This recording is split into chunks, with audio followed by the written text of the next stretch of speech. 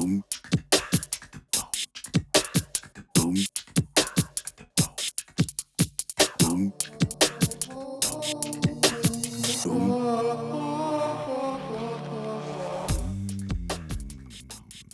Hello and welcome back to the Pop Tab Podcast, the podcast that's as sweet as soda for breakfast. I'm one of your hosts, Brent Kruscke, the upholder of the unpopular opinion.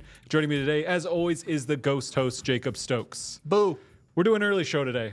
Our week has become very hectic, and we didn't know if we were going to be able to fit it at all, but we decided to try to fit it because we've got a lot of movies we want to talk about, things we've seen. So we did it earlier. So if there might be less chatters than normal, but that's okay. We're going to be here. We're going to do the show. We're going to still have fun because Hoki's in here early, though. Look that's at true. Hoki's Victory here. number one Royale. Victory number one. Yeah. What was I going to say? Because after this, it becomes like full work mode. So this is the last little bit of fun we have before it's like work for the next 2 or 3 I was days. say it's only a couple of days of it, but it is nonstop. Nonstop. So we're going to start and our. I got to do the whole little Pop That Podcast is filmed from a live Twitch audience. You want to be part of that audience, head on over to twitch.tv/realpixel. And if you want to stay up to date with us, the best place to do is patreon.com/realpixel. It's free. It doesn't cost anything. It's just the best way to stay connected. So you definitely do check it out if you want to. There we go. We got that all out of the way. Damn. So I've been doing. You I do it should a set lot. that to music. Yeah. I do it a lot. So Dun, dun, dun, dun, dun, dun, dun. I like this kind of barracuda of you. Barracuda. Hey, Bethany. So how we start off every show with a little bit of look at what we're streaming over the next few days, the week essentially schedule. Essentially, I'm going forward. I'm going to just play Echoes of Wisdom until I beat it, and then I'm jumping back to Uncharted Lost Legacy because I beat 4, started Lost Legacy real quick, and then Shay's like, hey, I've never beat Lost content Legacy. warning. And I went, all right, cool. Pause Lost Legacy. I saw content you on warning. because that was when Ash shut your computer off, Yes. right? Yeah, I was watching. So I think I made saw, it to but chapter 3 in Lost Legacy. So very early. I didn't touch it. I own the game. Oh, really? You haven't played it? No. Oh. And I remember it was really cool because it was free. Yeah. On accident because I bought the collector's edition of Uncharted 4 for like $20-$30 because they were, what do they call it, EOL? They're going to EOL at Best Buy. So I essentially just paid for the figures, got the free coins, but you also got the free DLC. You got the DLC for free. It turns out they turned the DLC into the game, so you just got a $40 game for free. That's sweet. So That's a good deal. I have the game, just didn't play it. Oh, I was like, hey, you take Nate away. I don't know if I want to play. I was a little on the fence. The little bit I played is really interesting. One, because they are characters that you know. I didn't. Yeah. I looked at the image, but because I was like, that's ahead of 4. I don't even want to look at it too closely. I didn't realize who they were until I started playing. I went, oh, Chloe. Oh, I was like, oh, I know these people. These are characters that I know. This is kind of cool. Yep. And then also it starts you off in a city, and you start doing like the traversal, like Nate does in the mountains, but you're doing like on urban sides of buildings. You're walking up drain pipes and jumping on signs. And I was like, oh, this is cool. It's all the stuff I'm familiar with, but a completely different world. And then the guns come out and you try and running for your life through the city. And I was like, oh, this is cool. I like this. It's just a different location for a similar feeling game. Yep. I know that when I was like, oh, I want this type of game, but I want to play something other than Uncharted 1 through 4. I just played Tomb Raider. That's true. It's different enough that it feels like a different game, but I was like, I don't know if I want Uncharted without Nathan Drake. If I do, Tomb Raider's kind of that. That's fair. But And I'm definitely going to get back to it because I want to beat it because people in chat was also like, oh, it's not that long. You'll like it. You probably won't like it as much as 4, which the 4 ending was so awesome. Because there was which ending? The ending with like the actual ending before the time skip. Because for me, I was like, there was about halfway through, and I was like, God damn, there's so many cool pirate stuff. I really hope there's like a sword fight at some point, because that would be crazy. I don't know how they do that. On fire versus Rafe fire sword treasure fight. all around you. Rafe, who all the actors did great. I love Rafe's character, the actor that played it, the way he played it, the way he voiced it, and then they got his hair all messy at the end where he's doing the sword. The sword fight hair messy? No, that game fucks. It's really good. The whole Libertalia, right? Yeah. The whole pirate island at the end is so cool. It's so awesome. And I was like, I want to believe this is real. You know what I mean? Like I hope there's something as cool as this in our history. I look at it and I go, man, where's the theme park that I can walk around this area? Like maybe not run down, but like a little bit more lively. And it's just like a pirate, like a Ren Fair, but just city. pirate. Yeah, that would be really cool. No, it was very cool. It felt very well tied together. Yes. So, And then now you know what I mean about like, yeah, there are people who are apparently making an Uncharted, but it's not Naughty Dog. And it's like, how's that possible? You're like, well, because it's not Nate anymore. It's his daughter. see, you know? I look at it, I could be like, What's her name? that's a great question. I have Is no it idea. Sarah? I have no idea. Well, because I always want to call his wife Sarah. And I'm like, that's kind of a spoiler if it's like actually the daughter's name. I think it is, but I don't remember the daughters. I remember you play Crash Bandicoot and it pulls out and you're on the you're at the daughter and you go through and you're doing the whole thing. But we got to the end of the game and the end, and I think I was talking to Lep in chat and I was just like, they could do another Uncharted with Nate. This is really easy. oh, they Someone could. from his They past, just said they don't want to, Well- you know. And I'm like, I feel like you crested his hill. I understand if you don't want to take Nate out and go treasure hunting again, but the real easy way to do it, where it's like you're playing as Nate, and maybe not even for the whole game, someone comes and kidnaps his daughter, and it's someone from his past. And he you can has a drop particular stuff, set of skills, and he's got to Yeah. go do something to get her back. You know, then you get Sam back, you get Sully, you can bring the whole team together. It's like we're not here to save. We're here to save the greatest treasure of all, my child. Boom, there's the game. It's easy. I also thought I liked old Interesting. Nate with the gray, and he's wearing like the buttoned up shirt, but it's got like paint stains on it because he's around the house kind of dad now. Yeah. And I was like, fuck, I just want to play a game as him. He's just so cool. Yeah. I don't know if they were alluding to the fact or it was just the shirt she was wearing, but it looked like Elena, right? Is his wife? Yep, that sounds right enough. I think they alluded to maybe she's being pregnant or not being pregnant. I don't know, but it was got a bellowy shirt, but there might have been a little bit of a tummy there. And I'm like, is there a second child on the way? So it's like, well, she can't be in the next one because she's taking care of the next child, but Nate's got to go take care of the first child. It all started writing in my head. Hokey, thank you so much for the sub. Really appreciate it. The alert Thanks. seemed to not go off, It which did not go off, but I'm trying so hard with these alerts. I feel like I keep breaking through on one it's time and then it goes away. to make the switch to Streamlabs, dude. Yeah, that would be. Yeah, I probably should. It's just the way you organize stuff in OBS. I don't know. It just is a little bit. It's less bubbly. It's more like straight line and harsher, which I like when I'm trying to like organize stuff. The bubbly of Streamlabs is not my favorite visual aesthetic, but anyway, pulling all the way back. The streams for the week going to be Echoes of Wisdom until I beat that, and then I go on to Lost Legacy. Echoes of Wisdom going really good. Essentially, you have 2 dungeons, and then you have to go back to Hyrule Castle, and you're like, I got to go save my dad. Spots. Yeah. You finish that, and then it like gets to the point where you're there, and then all of a sudden it shows you the real bad guy. Like this is like this giant smoke monster with like claws and stuff, and it reaches out for you, and then Link jumps in and saves you, and you're like, oh my god, Link! And then he gets trapped, and you're like, oh, now we're saving Link. We had to save the kingdom. That was the trailer. Nope, that happened already. This was the second time. Link comes out. Same Link. He's trapped in this other world, but he gets trapped again. Because you've been saving people the whole time. Essentially, it just opens up 3 more dungeons in the map. Sure. So it's like when they were like, "Hey, go to Hyrule Castle and save the king," I went, "Was this the end of the game? There's no way this is the end of the game." And I played through, and I was like, "I'm fighting Ganon. This feels like the end of the game." And then it's like, "Oh no, Ganon was just an echo like you've been using. The real bad is this. Now we got to go save Link and kill the real bad." I'm like, "Cool. There's more game. That's exciting." That's good. So I've got I think 2 more dungeons in the game. Probably then a final one. So 3 total, I think, will wrap it up. So we'll see. That makes sense. Yeah. So, but I'm having a ton of fun with it. It's frustrating because I can't just pull out a sword and beat everybody like I have in every other Zelda game ever. But it's really fun to be like, cool, I'm going to just start throwing little baddies to fight for me as I'm running around. baddies. Nice. That's great. But yeah, so that's what we're doing for the streams this week. This weekend may or may not have streams. I might try to fit one in, but with everything going on this week, I might need a couple days of recoup because the next week we're essentially right back. I don't know if you checked. I redid the calendar. Yeah. With all the colors, and I just looked at it and went, wow, that's a lot of stuff.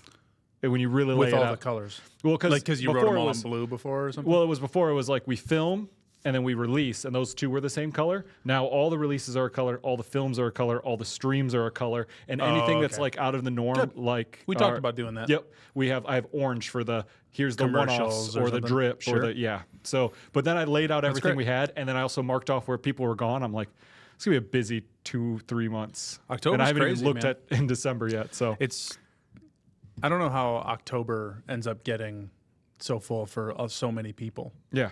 Because I'm like, wasn't the summer the busy time? And I feel like I'm always busy during the summer, but I'm not business busy. No. I don't know. Hobie What's up, says you got? the disconnect between Japanese movies, TV, and anime having stringent storylines and Japanese video games being totally random events strung together blows my mind. I think the... Oh, go ahead. Anime having stringent storylines? Yeah.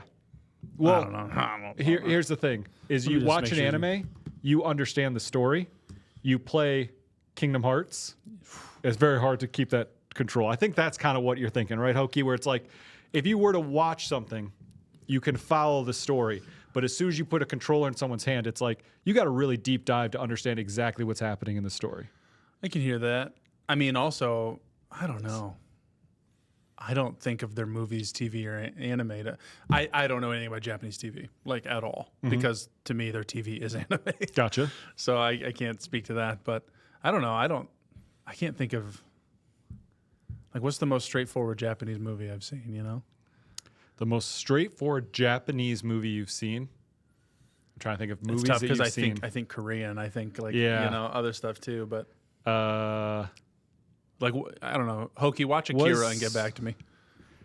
Anyway, for me, I think this is what it is, and I think FromSoft does it too. It's just that they write the story, which I think is really grand.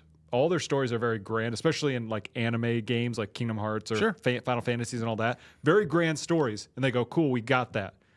But now we need to take a step back and we need to put huge chunks of awesome gameplay in, and it'll be like that. Like set pieces and Yes, stuff. and that storyline is really good. And if you were to read it like a book, it's very grand. But it's like if you were to read Game of Thrones, but every 2 pages you put in a giant fight scene that you have to play through, and then you get another 2 pages of Game of Thrones, and you get 45 minutes of gameplay, and then another 2 pages, and you'll be like, wait, who is who again? I'm trying to, the Boltons were what? I think that's the thing, is their stories are so grand, and then they have to shove gameplay in, which the gameplay is really good. It's not like I always compare it to like, kind of like the detective, like Sherlock games, where it's like the gameplay's there, but it's like minute in comparison to the story. It's a story game that you're just kind of, or the Telltale stuff. Sure. They have those grand stories, and the gameplay's light. Japanese puts both in, and that makes it hard to follow for the stories. That's how I think. Because it's like the story's all Yeah, there for Kingdom Hearts. I mean, when I think of, because I go to Japanese horror movies, which I think they always have very, like, they do a lot with like surrealism, or I think of like with Pulse, I think of like the way they implement tech, or The Ring with copying the tape or whatever. But then I also think of like House, you know, and I'm just like, Yeah. man, those motherfuckers wild. And I couldn't tell. I mean, I could tell you what happens in House very generally, but there's Yeah. an hour and a half of like, they go to the aunt's house and she's really dead. What was the other hour? You know what I mean? What's the I don't know. Yeah. So I don't think of their storytelling as very linear. Period. I wonder if that's the. And right now, like HBO Max, Uzumaki's out. So the Spiral, the Junji Ito. Yep. I'm like, that's not straightforward. That's true. I You mean, know? there is a lot of they do go a little bit wild. It's more widespread, but I could see a little bit what Hokie's saying. I'm on your side, Hokie. I can understand what Japanese video games has he been playing, right? Because FromSoft, yes, it's a very heavy lore Bible that didn't make it to the game. You know what I mean? That, Yeah. like, everything ties, everything connects, but you don't get to see the story. It's there. And then I can think of like Death Stranding, like any of the Kojima games. Right? Yeah. So Death Stranding is like this super grand story, but I don't even know if it's big grand gameplay. It's more because it's what delivery simulator. Like, I'm really debating about sitting down and playing that. I apparently don't it's know if great I on like Steam it, Deck. but I really want So, to. I've thought about it, but I can't imagine I'd want to play it. Like I've watched people play it, and I'm like, I don't think I want that. That's the And then thing their is- storytelling is not. I like more of the linear. I'm so in I don't debate know. about either playing it and experiencing it for myself, or finding a good streamer or a good person that's done a full playthrough that I can just watch watch it through. Because it's like I kind of just want the story, and if there was like a movie or a TV show on the horizon, I would just wait for that. But I doubt Yeah, that's yeah. going to happen. So it's like, I But you do have want a to know second game on the horizon. exactly. So that's where I'm in debate about how to handle it. Oh, was that Friday the 13th? For some reason, the little right yeah. there, I thought it looked like the D3 Mighty Ducks D3 poster. sure. And I was like, that's a weird thing to look It's a weird up. Halloween one. Cody and Colin were watching Friday the 13th yesterday. The first one? No, Cody watched the first one. Okay. Colin watched, I think he said 5 and 6. Oh, so they watched two different ones. They were watching them separate. Okay. Hokie just reported, like, hey, I've finished Friday the 13th and gave a little, book report on it. but we've been watching a lot of stuff. I got a lot. We've been real stuff. busy. Yep. So I think it was our last. Yeah, October 1st was our last stream. So I don't. Yeah. I mean, how many movies I've seen? 2, 4, 6, 8, 10 movies since then. Ooh, I only did 9. Well, one is 4.5 hours though. oh, that'll do it. Yeah. Holy, What's up? hi, Holy. How'd you get here? Holy's been hanging out. Holy hang out Coming out of the water on, genuinely got me. That's great. Holy That's hung out on Sunday with me playing Echoes of Wisdom. It's probably the best one to do that, right? That kind of stinger and jump. Mm-hmm. If I remember, I think the first one to do it, the one that gets the credit. What do you think of? The stinger at the end. Yeah. It depends on dates. I'd have to think about like when certain movies came out. The movie I'm thinking of is the 70s. I mean, I think the original Friday the 13th was 1980. Yeah. So anything before that, right? Right. Which one are you thinking of? Carrie. I think Carrie okay. was the first one. That probably makes sense. Because it was the like, it's a happy, it's a sad, it's a whatever, but it's the dream, and we bust out. I think that's the first to do it. At least I've heard it attributed that way. So, but then the Friday the 13th one is just the visual, the iconic, you know. Always miss the podcast streams and haven't got around to watch on YouTube. So this is cool. What is that That's a dude? ripping Gengar on a guitar, dude. Oh That's my so cool. God. That's fantastic. It's awesome. Wow. So I need that. what was I going to say before we were talking Friday? I was thinking of all the ones like Nightmare on Elm Street kind of has one of those where it's like, the hood of the car and it's red and green. And you're like, shoot. Sure. The mom gets ripped through the door window and stuff. That's like she turns into an inflatable doll. So good, yeah. It's so great. But I don't really. Yeah. So I'd have to give it to that's a Carrie good until one. I can think of something else. So we're talking about movies we've seen. How have you done on your list? I asked kind of knowing already, but I watched 4 from my list out of from the 7 list. days. I made the average for the. I mean, we did 9. I did 9 movies or 10 movies, whatever. So I made the movie a day average. But what was tough was like some of the movies I put on there were for Shay, yeah. and she's like, I don't want to do a movie, and I'm like, okay, well, I'm gonna watch something. So am I watching this without you? Was the question. And for most of the days, she said, no, you're not watching that without me. So it was like, well, okay, I guess I'll just watch something else. I didn't really try to bend it to make it fit our prompts. So I kind of stretched it a bit, but I think I have 6. I haven't watched a single found footage, mostly because Shay was like, ooh, found footage today? And I was like, yeah, let's do it. And then she just didn't want to watch a movie when we got home. So she was like, okay, can we hold on it? And I was like, I guess we can watch. Yeah. And she just wants to watch a ton of found footage. I've got a lot of great found footage. I think I've got 6 that she hasn't fit, seen so. the Houses? the House October Build is what I put on the list, but she hasn't seen that. But there's She watched Hell others. Houses? I don't think so. That's a good Well, one. and we'll just watch the first one. Well, there's a bunch of good ones though. There's like 4 of them. You know, there's 4 great ones. There are 4 of them. There are 4 good ones. I didn't see the. I didn't see Carmichael the third Manor? one. Or Lake of Fire. I didn't see Lake of Fire. Okay. Because they went to hell essentially, and I was like, I'm good. I was like, the first one was The great. one movie that I thought we would have seen before this, which I think maybe you did that I haven't yet, is VHS Beyond. I haven't got to sit down and watch I it did yet. watch it. Yep. So, But we'll go right through. Yeah, it's because there's Do you 2 want to do movies the we ones saw. that we shared? We saw 3 movies together, separate together. Correct. 3 movies. I was like, wait, what? Yeah, we did do 3, which all of them are back to back on my list, so we could do them. No, if you we wanted. did 4. 4. Because Salem's Lot was the other one. Oh yes. So yeah, I don't really want to go in Okay. order. Let's do the ones that we overlap. Okay, cool. And then we'll go individual. So first one, I think we'll talk about. We'll just start because it's the one I'm most excited to talk about. Megalopolis. Megalopolis. We went and saw Megalopolis, the new Francis Ford Coppola joint. It is. Why do you call it that? I don't know. It's just great to do it. I'd like to do it You to just- directors that are, because he says it's a fable, and Yeah. I like doing that to directors that are like you're like you think you're above the normal, you know. Like I don't want to go like. But it's just like it's only Spike Lee that calls his movies a joint. Yeah. Well, So it's just like, I've why are also- you going with Spike Lee's name? I don't know. It's I funny. also feel like I've been listening to. Oh no, they don't do a joint. On one of the podcasts, What do they call picture? it vehicle. They go, oh, that's a Francis Ford Coppola vehicle. Because he's like the driver's seat. Sure, yeah, that's. But sure. I've always thought that was weird. But I just always think it's like they're making the joke. But I always think it's the joint is. So the anyway, joke. But anyway, now that we know who directed it, Megalopolis. It is. it's hard to think about without just laughing. It is really hard. So this is a movie. So I've decided. You know, how you said you're going to give your movies hearts if you would watch them again or tell someone to watch them. Which one is it? It's if you watch it again. For me, it's if I would watch it again. Gotcha. They often overlap. Yeah. Because sometimes when I tell someone, "Oh, you should watch that," they go, "Cool, let's put it on," and I'm like, "Well, you know." So For me, they cover both. I've decided my heart is something came untaped under the table. Hold on, just hit me in the leg. Boom. So for me, I decided it gets my heart if I had fun watching it, and that's it. So if I had a good time watching, then it gets my heart. That's how I'm going with it. Yeah, I think it's fair because you had fun watching this, but you wouldn't watch it again.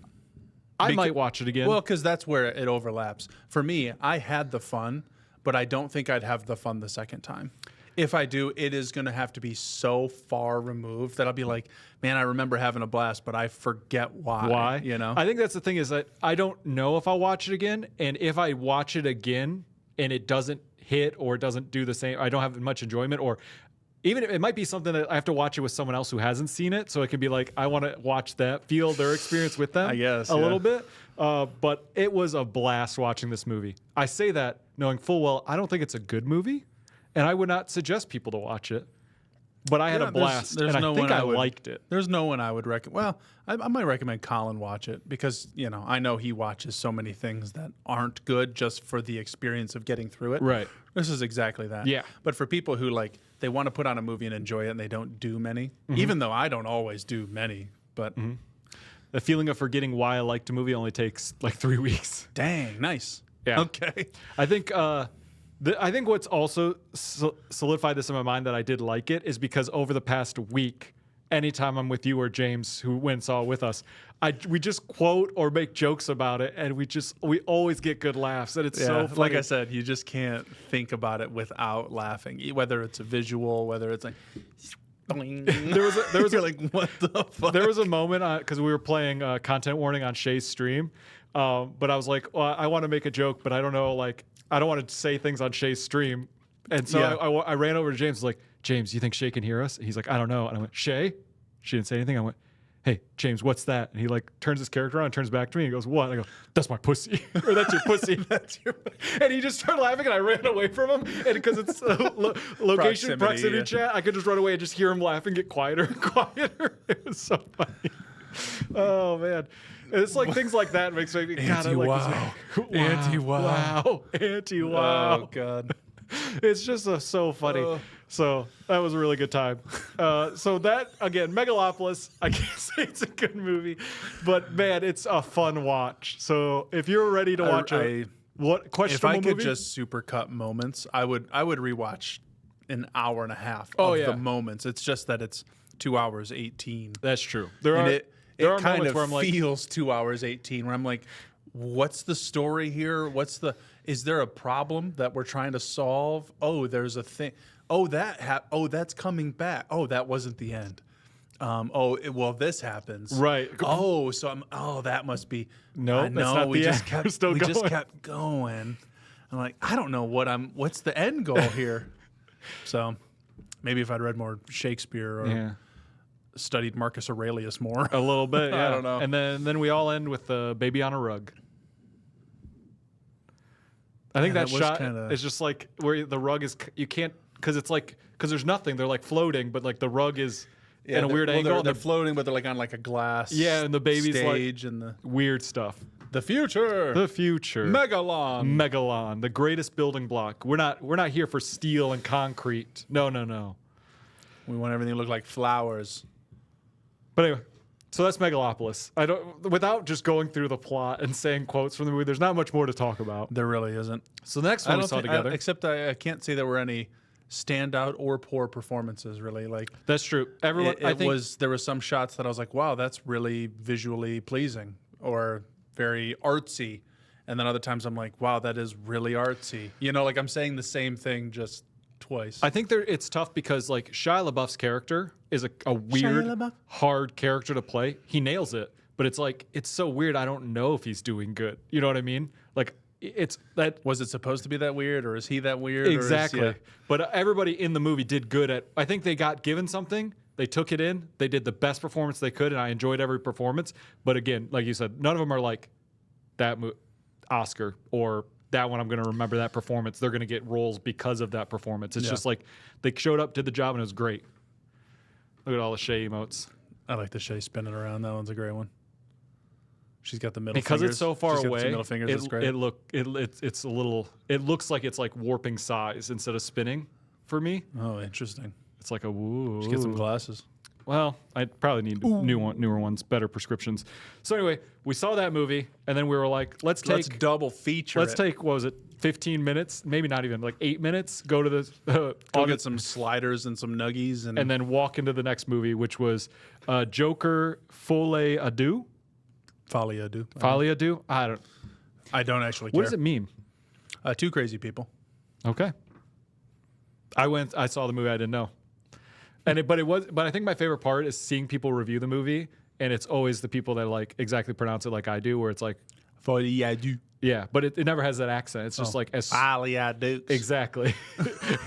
I threw the accent. That's the TikToks that I've seen. And I'm like, man, this is great. Joker Folie à Dukes. Yeah, they're I get that. Yep. So this movie did not get my heart. And Why not? I think it's different. I think it's different for me than other people, because other people aren't liking one. This isn't a spoiler. It's a musical. A lot of people don't like that. That's not a spoiler. And two, a lot of people don't like the ending, which I'm not going to specifically say why they don't like the ending. They don't like the ending. For me, it's not even for that.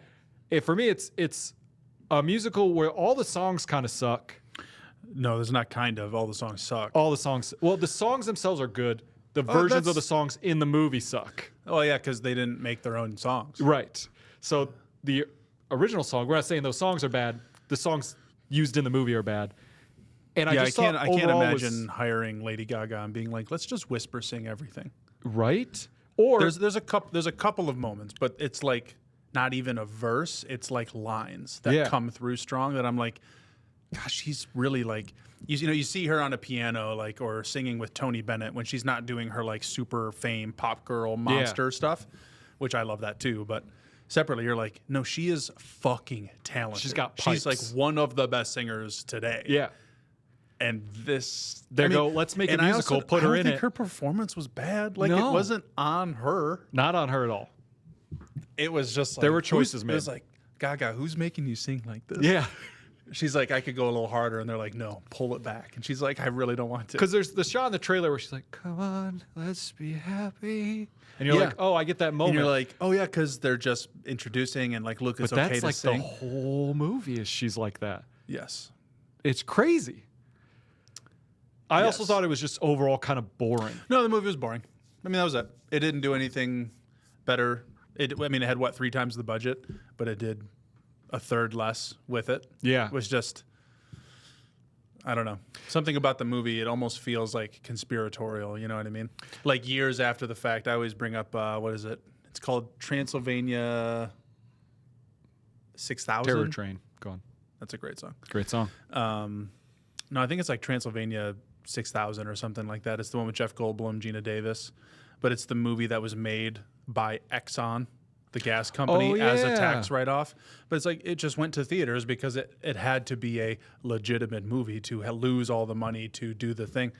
It's like the producers. Is there something here? It's exactly the producer. Yeah, the story of the producers. Story of producers. But it's like is there something going on here with that? Because it seems so on purpose. So you know what I mean? So I heard an interesting thing, and I don't really subscribe to it, but I'll talk about it. Is it about for the personalities that took to the movie like that? Yes. That theory that they're like, we're gonna kill our own thing because it was taken by people we don't like. Yeah, it was co-opted by people that didn't get it and thought Joker was the hero. Yeah, and started idolizing. We don't being want like, you that. Don't understand me. So we're gonna make this movie specifically to derail those people. Which I'm like, well, you don't really want to derail those people, right? Those are the scary people. But no, I mean, this isn't the derailing, and right, it's very different. It's different. But how long until they make a Joker 3, says Hokie?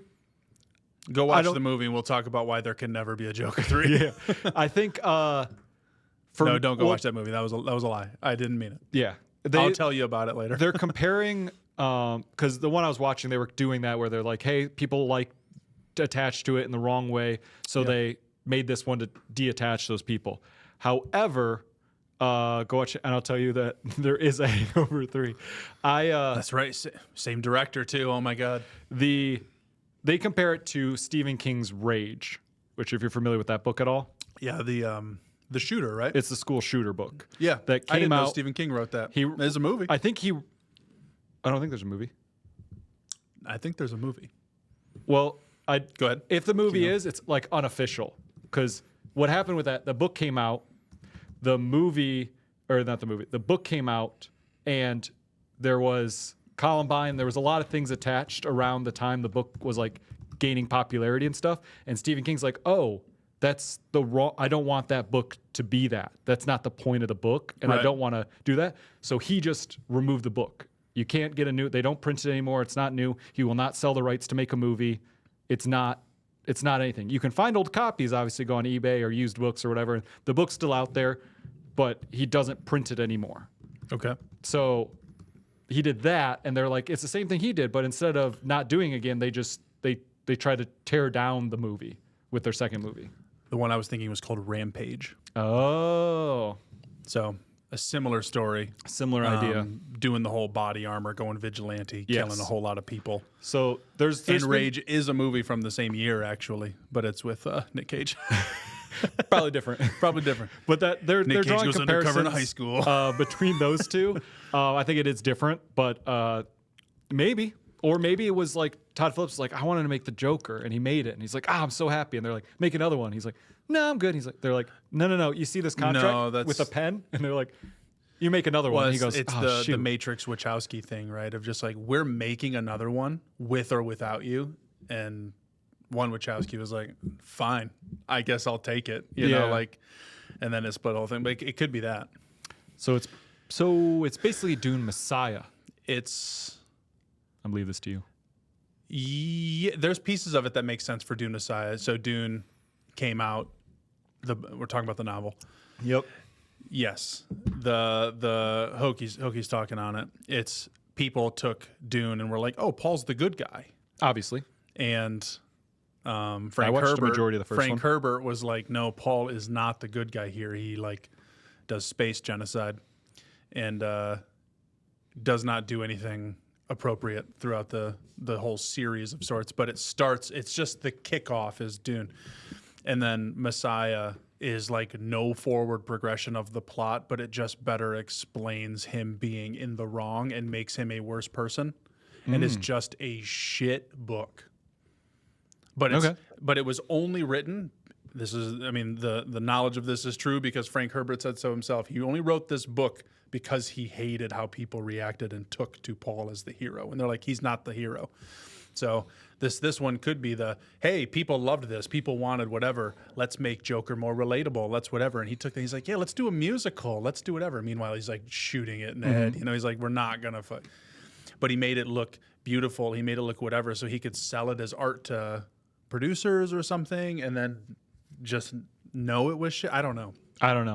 Because it was just so different. I don't know how it could have broken apart so far. And with 3 times the budget, where was it? Where was in the one explosion? That's where all the budget went. Gummy, explosion that only whatever. I mean, I had only heard like really bad things about the movie. Mm-hmm. And it wasn't that bad. No. I was like, wow, people are they hate this. They fucking hate this movie. To be fair. It's at a 35% Rotten Tomato audience score, though. I think it's like 30 certified user score. Oh, really? I would say it might have dropped. But But it's like, for the people that go out and like, this movie's terrible. It's currently sitting at 33 critic, 31 audience. Dang. It's Terrifier 3 is at a 92% critic. I was just about to say, like, for other people that go to this movie that are like, oh, the first Joker was good, I'm going to go see the second one. Wow, that movie was awful. We're the kind of people that go, oh, Borderlands is bad? Let's go see it. Oh, Megalopolis and Joker 2 are apparently both bad? Let's go see them back to back. Yeah, give me the trash. I think we've got a different level, a different intake of bad. So that was the thing. We watched it. We watched it on Thursday, the pre-release day, I guess you could call it. I don't know. The midnight release day, the first day you could watch it. Yeah. This one actually had a special Monday showing, but all the same. We watched it. It was Friday or Saturday, and my mom was like, "Hey, we were going to go see Joker. You want to go see that one?" I was like, "I've seen it. Do not go to that movie. You will. It is such a waste." She's like, we watched the first one again not long ago, and it was so good. I love this. I love the way he does the thing and shoots the guy in the face at the end and blah, blah, blah. And I was like, everything you're saying means you are going to hate this movie. Like, I'm telling you. And she goes, well, that sucks. And I'm like, yeah, go watch Wild Robot or something. Go watch Megalopolis. No, I didn't say that. I didn't say that. So then the next movie we watched together was my buddy movie. Yeah, which was on my recommendation, but yep, we were doing a busy work day. We had done a bunch of setup of stuff, and we're going to do live. Is that Wednesday? Yep. We were going to be doing live for the first time on the Commander Show, and we had about 2 hours until people showed up. We had finished early, and he was talking about how he wasn't going to be able to see the movie at night because he's like, I know I'm just going to go home and crash. Yep. So I was like, well, fuck it, let's put it on right now. Yep. And it was dead heat. I did end up finishing it later. You did? Yeah. So Yeah. I've watched all of it, and I thought we were pretty close. It was really close. So the whole movie, overall, fun. What a blast! So fun. The ending happens, and I thought, I was like, oh, this ending is like almost trying to say something. When You're gonna have to remind me, because what's his face? Joe Piscopo. Nope. Treat Williams. Nope. The guy. Body Doc. Nope. I can't remember his name. The big actor that is in the Thriller song and Vincent Price. Vincent Price, thank you. Yeah. Gosh. Wow. Vincent Price comes in. Hokey Heard Treat Williams. R.I.P. R.I.P. Vincent Price walks in, and you're like, "Oh, you're still alive," and everyone's like, "You're still alive. I was at your funeral," and I'm like, "Oh, that's where we funny. hit pause and stop." Yeah. And he walks in and he goes, like, we don't have to die. We're rich. Like, God says we have to die, but God can get paid off. And I went, oh, fuck. Like, that's heavy shit. Like, this could be like a whole, like if this movie would be remade that's Reagan or whatever. For you, baby. I was just like, this movie gets remade or something like that. You could really, like, dive into that, like, rich people trying to just do it. Yeah. buy off everything. And I was like, that's really cool. And then they come in and just, and then they kill him and they go, or he kills himself and he's like, that's not enough. You took that. Let me kill you again. And they bring him back to kill him again. It's so good. Great. What a blast. Because he kills himself next to the machine that resurrects himself. Yeah. Or that he could be resurrected. And the best part is, like, they walk out at the end. They just walk out into a bright light. Like, I think this is the end to a beautiful friendship. And I'm like, yeah, what happens to them? Like, they just turned to fucking mush like we saw home. Joe is, what's his name in the movie? It's not Paul. I'm not going to remember. Either. Anyway, he's part of the new resurrection that is good forever. Like Vincent Price. Nice. He's got bullet holes, but he's going to be fine. His buddy, his buddy's going to turn into mush in front of him, and he's going to be undead forever and alone. I guess Vincent Price is technically still alive at the end. So maybe they can do something. I don't remember. But I was just like, wow, that's kind of funny. But I did like the walk off into the bright fog, smoke-filled light. And I'm like, there you go. That's all we needed. What a great time. It's a great movie. That one has my heart. It's got my heart twice. I watched it twice this year. And I went, first time I watched it, I loved it so much, I bought it on VHS. Nice. I ran into it somewhere, and it was like $8. I was like, okay, come on, I can't pass this up. $8. I was like, I had never heard of this movie, and all of a sudden it's there. It is. It's in my way. The other one that we both watched separately, but we both watched it, was Salem's Lot. Yep, I stole his HBO Max to get it. Yep. What did you think of it? What did I think of it? Mm-hmm.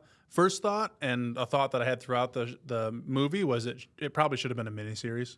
1,000%. Like it felt very cut at the end, which the movie was what, like 2 hours 20? No, I think it was like an hour and 30. Right? It was short. No, I don't think it No? was. Oh, maybe I'm wrong. Well, I'm going to look up the length of the movie, but it felt like, well, this probably could have been 3.5 hours comfy. Very, yeah. But it's like, that's not long enough for a show. But I'm like, well, you could have fluffed this up. Like, well, I feel like we got to vampires pretty quick, which I was like, oh, that's exciting. But it's an hour 54. Hour 54. So Okay. roughly 2 hours. So, yeah, that's the same thing. So, Notably shorter than the Joker. yeah, for me, I've read the book. So, like, as soon as characters started coming up, I'm like, oh, yeah, okay. Oh, yeah, this guy. Oh, yeah. Like, I started to remember and started piecing it together. And it's the big thing about the book is that this creature comes into this small town. But the small town is very interconnected, and just their normal lives plays in parts on how they react to what's happening. And you don't get that at all because you don't get time with any of the people that are important in their normal life. So, what's his name? Bob Clark, I think. The kind of character actor that's the teacher. Yeah, Matt. Yeah, he's somebody that I'm like, oh, you're here 8 of the 10 episodes or 7 of the 10 episodes in the show. You know what I mean? But it's a movie. So you're here long enough for me to know that you're important, but not long enough to be like, oh, there's a whole nother act after you. Yep. You know, you're not part where it's like when we're losing major characters in other movies, it's typically in the 3rd act of the movie or in the end of 2. But it was like, I don't know where I'm at in this. There were so many story beats, and it felt not cliffhangers. What do they call it in TV? I don't do TV enough to know, but the end of each episode ends on a high to get you to go to the next episode.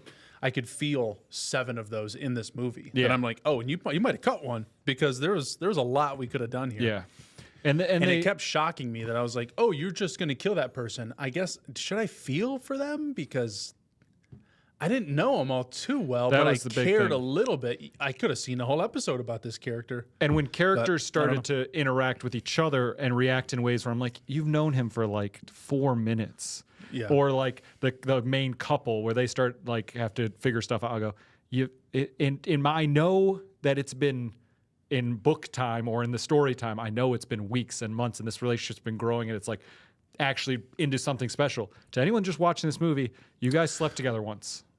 This isn't that crazy. Like, this isn't crazy. Yeah. Well, for me, it was the kids, the first 2 kids, we'll say. Yeah. The window kids. Yeah. Mom gets off screen, and she has a really cool moment, right? Yeah. It was off screen, right? From the... So... I just... What I remember was somebody telling somebody else, oh, and Tommy Salami's mom died last night. And I was like... That would have been a really fucking cool thing to see. To see her own kids kill her or whatever? She gets her moment. You know what I mean? A very important moment that I'm like, oh, I didn't know that was you in this. That was because the sheet. Yeah. And a really cool visual treat. And it turned into, a fun little, like, this is how vampire lore works with, like, venom and stuff. That was all really cool.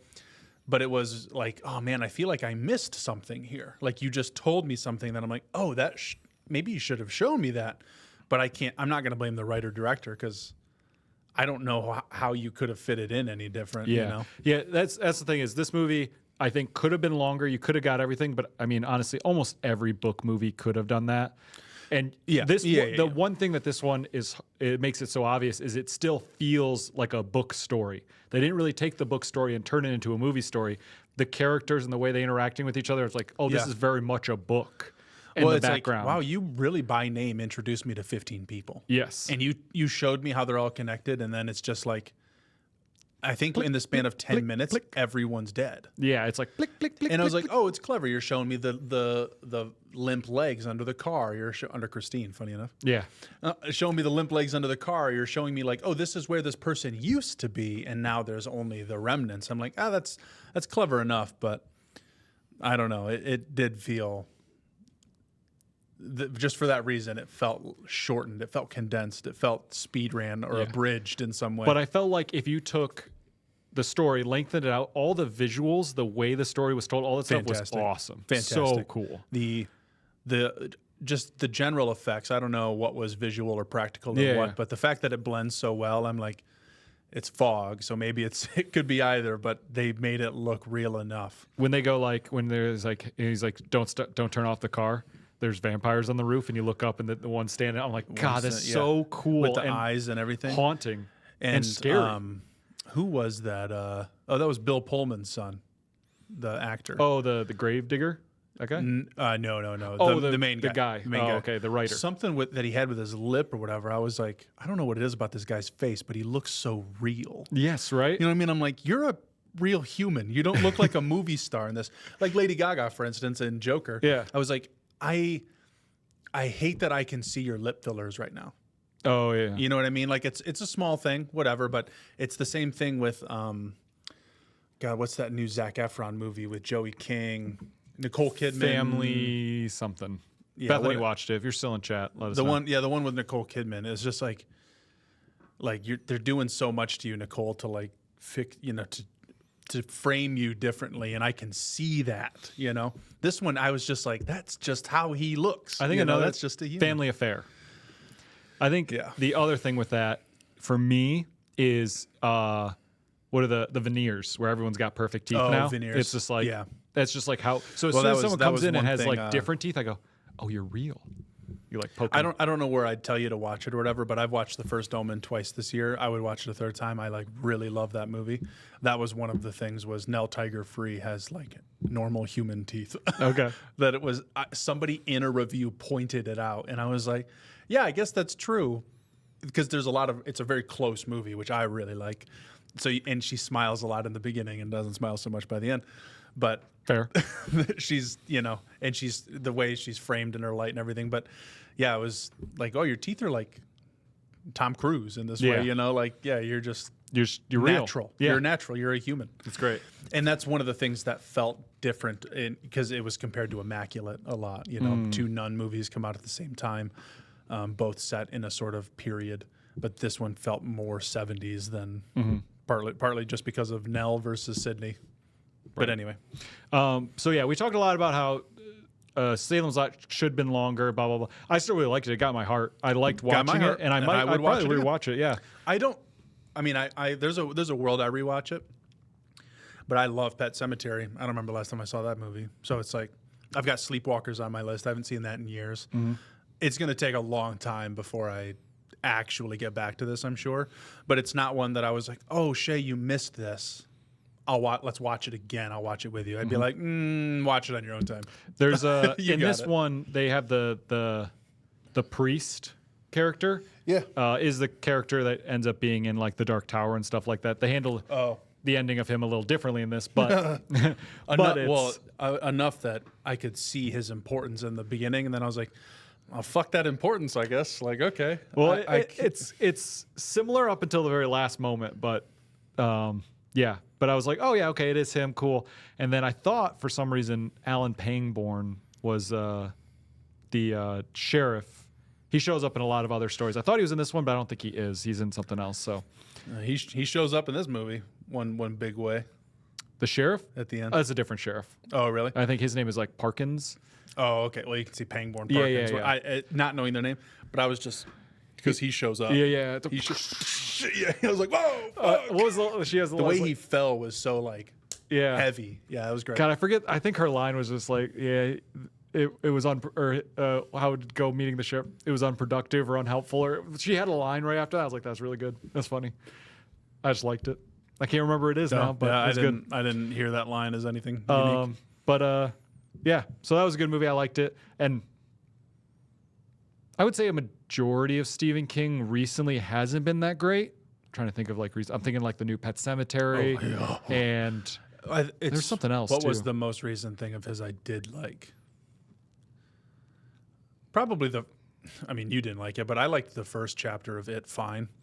The second one, I was like, wow, I don't like this as a duo. Makes me like the first one less, but I liked the miniseries for The Outsider. I think it was the last. Oh yeah, that was good. Yep. Yeah, I like that. Which also had, I want to say Bob Clark again. I think that's his name. That character actor. I said Matt, the teacher. He was also in The Outsider. I'd have to look at the cast or whatever because I remember the main characters, but I don't remember him. But so that's a good one. So now you want to start going into movies that we've seen separately. Yes. Okay. Do you, I mean, you want we to go have back to- and we forth? have to, right? Well, I You mean, know? do you want to go back and forth, or do you want to do yours? And how do we want to do it? I'll start with mine. Okay. We'll go back and forth. Cool. I watched. So this was day one of making the list. I fucked it immediately after because Shay had something that went till like almost 10 p.m. And I was like, well, I got Rosemary's Baby on the list for tonight, which is a 2-hour movie from the 60s. It's not very quick. So Yep. I was like, this is a bad call. So I ended up watching by myself Lords of Salem.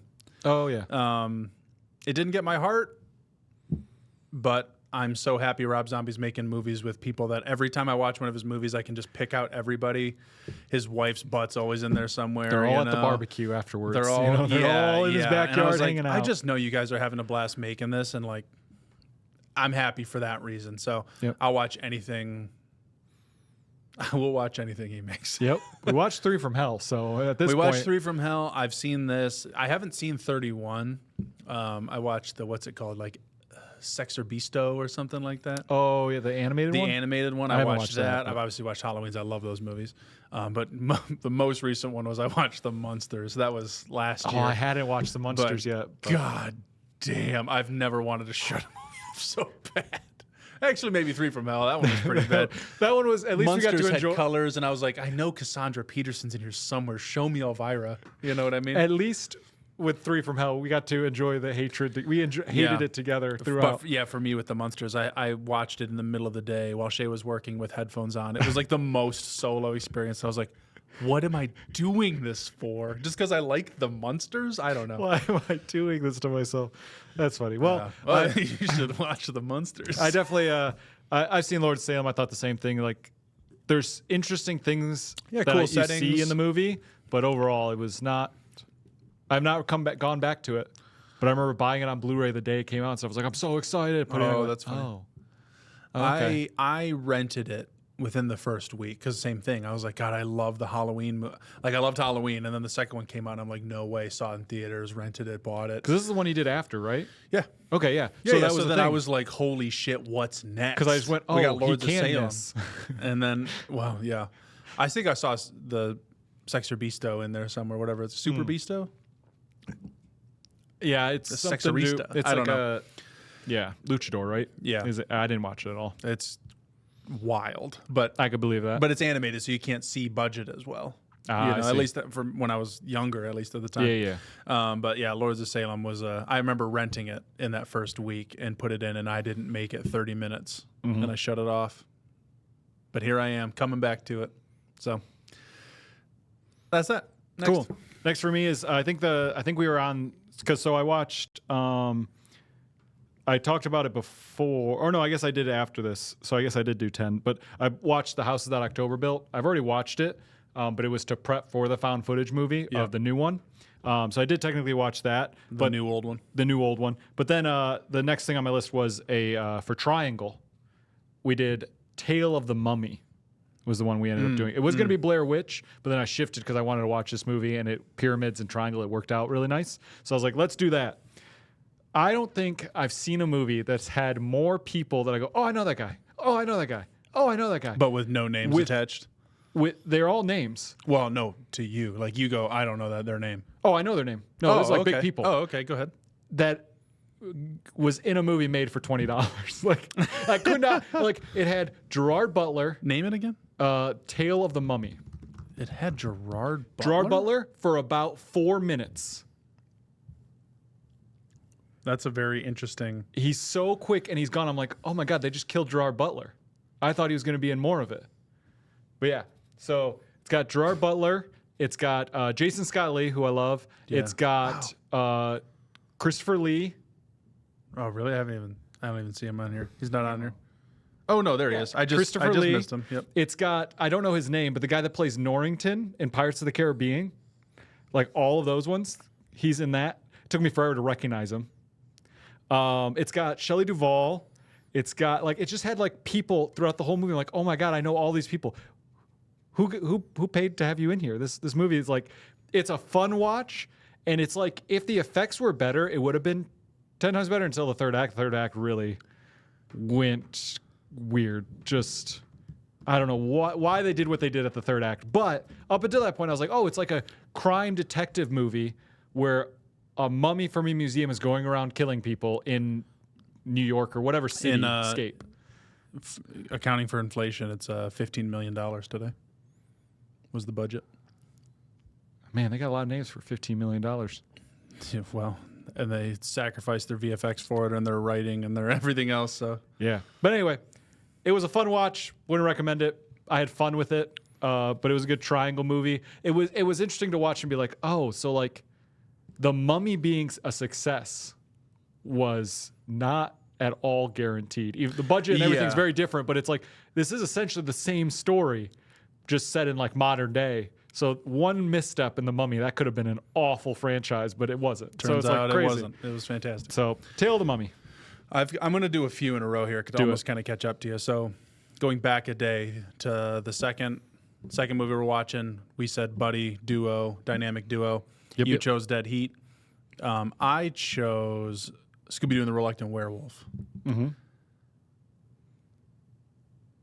Didn't end up being... I ended up joining a friend for a movie night, and I didn't want to just be like, hey, let's watch Scooby-Doo because that's what's on my list. Mm-hmm. So we did Abbott and Costello Meet Frankenstein because I told him about the prompt. So he's like, oh, well, this is one of my favorite dynamic duo movies. And I was like, that is a pretty iconic dynamic duo. Yep. And he described it. He's like, what I love, and I'd never seen it, but he's like, what I love about this movie is it's like the movie equivalent of a bat-shaped Reese's. Okay. Or like a pumpkin. Gotcha. He said a bat, but I was like, yeah, I hear what you're saying. But he's like, it's just a treat, and it's shaped like this thing, and it's so goofy.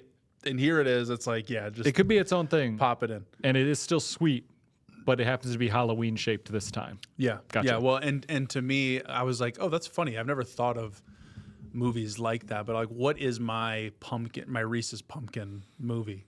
And I mean, we brought up It's a Great Pumpkin, Charlie Brown. Mm. So I was like, oh, well, that's like, because it's also something about Reese's. It's just a classic. Mm-hmm. When in my life have I not had a fun shaped Reese's? Like, when did that start existing? Way before me, I'm sure. Right. Although someone could tell me it was like 2006, and I'd be like, sure, I guess I bucket list. Yeah, wasn't a thing for the movie. Yeah. Exactly. Sure. But yeah, so mine I ended up watching yesterday because I was like, you know what, I missed it on Dynamic Duo. It might be one of those ones like Witch's Ghost is another pumpkin Reese's movie, good. You know, where it's like, this is just fun and I don't have to pay attention because I've seen it 1,000 times when I was a kid. Mm-hmm. Like, you just come in for a line or the songs here, and you can pop out. Yeah, so I last night ended up watching Scooby-Doo and the Reluctant Werewolf, and of course it got my heart because it's fantastic. Why wouldn't it? Yeah, and it was just like, I just love all the super goofy cartoon shit of the whatever year, the 80s in this case, but 60s with Scooby-Doo period. So the different art styles, I always like watching the old animated stuff to be like, where do they take and use the exact same animations? Yeah. But just throw a different audio over top of it or make a character do the same thing 7 times in a row. I'm like, I see you. My thing is I like watching where the color skips, where it's like, oh, the collar of his shirt's red, but then they shift a little bit and they forgot to color that part in, so it's the same color as the skin, and then he shifts back and it's red again. Because they just happen. I like seeing those things. Yeah. Or when they arrive on a set piece and you're like, I can see the painted background. And they're going to interact with that door and or then, the vase. Yes, there's one vase that's in the animated stuff. I'm like, I wonder what's going to happen. I love that. It's like a warm feeling of just like, it's me and this movie. We're in on it together. You know, like we both know that, okay, there's a barrier here, but we're going to pretend it's not there. So I did that one last night. I gave it almost no attention, but it was just when I did, I would like, I was a little high. So, okay. Nice one, Shag. Nice. And then I was like, I'm hungry too. I also was like, man, I don't remember Scrappy sounding like that. Dude, Scrappy's one of those things. I remember not liking Scrappy when I was younger, and I heard him again. I was like, yeah, I can see why. Just his voice, if nothing else. It was just funny because like they're like, oh, we have Scooby who's scared of everything. Let's get a smaller dog that has tiny dog energy that wants to fight everything. But yeah, they just made him really annoying. Yeah. He doesn't fit into the mold as much, which made me think maybe that's why I thought this was a duo movie, but because I just blocked him out in my mind, so it's not even really a duo. So maybe it should have been my triangle movie, but you did your triangle. My triangle movie was Triangle. Yeah, it was your triangle movie. What was it? Triangle. Yeah, the triangle movie was what? Your tattoo says, dude. Your tattoo says sweet. So I watched Triangle. Yep. with Melissa George, who I would have only known from Back to earlier, Salem's Lot. What about the sheriff? Sheriff's dead bodies flung through the church window. He wasn't much help at all. That was it. He wasn't much help at all. That was good. So good. Nice. Anyway, Melissa George, who I only knew from the Amityville Horror remake. Do you know anything about this movie? And I'm showing the poster just so you can see. no. And I did not, when you said triangle, I didn't know it was that new. 2009. Wow. Hell of a year. Yeah, there's a kind of a modern looking haircut on her too. Yeah. I'm like, I feel like I see there's almost like a wolf cut kind of thing going on here, you know? Yeah. A lot of layers. I also like the mask. So what's interesting, the mask is there. The mask is here on the poster. Uh-huh. When you load up the movie, you know how it's got the like backdrop art, whatever. Yeah. It's mask with an axe, I think, is what it is. A lot of different weapons in the movie, the guns, guns, axes, whatever. So I don't remember, but all the same, I remember being like, oh, okay, I'm getting a vibe of what this movie is. And you hit play, and it is just a different vibe. Interesting. And I was like, what on earth? And like, one, why is it called Triangle? They sail into the Bermuda Triangle. Oh, okay. And it's just not the movie you're expecting. And Interesting. We get to the end, and I was like, okay, it took leaps of logic. It took like, sure, I really had to just be like, I guess A, B, C, D, like I'll fill in the blanks. With those blanks filled, though, this movie was fucking awesome. And I'm like, how have I never heard of this? Okay. It was like if someone said to, like, what's a psychological horror movie now, I'd fit this into the like, it is squarely a psychological horror movie. It's like what I think people want when they ask for that. And I'd be like, Silence of the Lambs. And they're like, yeah, I guess. I'm like, you just want like a twist or something? Yeah. Like, what do you want? And this movie was so funny because Shay and I were watching and we go, oh, like, because we both see the mask. We both know, we think we know what's coming. No trailer, nothing. And something happens really early on. We're like, oh, that's weird. And then, they end up getting on a boat is all I'll say. Because the whole poster and everything, you see they're on like a cruise kind of boat, like a large, like a Titanic. You said it's a horror movie and it's on a boat. I'm watching this movie. Yeah, well, but the beginning, they get onto a sailboat. Oh, interesting. And I was like, oh, what's going on here? And then, something happens and then, they're on a bigger boat. And I was like, what the fuck? And then the boat is like 1920s everywhere, 1930s. And I was like, okay. And then certain things happen with really bad CGI birds that I was like, what the fuck am I watching? Okay. And then we get to some predictable things where I was like, okay, yeah, this makes more sense. And then it just keeps spinning. And then as things are happening, Shay and I are like, I'm like, wait, is it this? Is this the movie?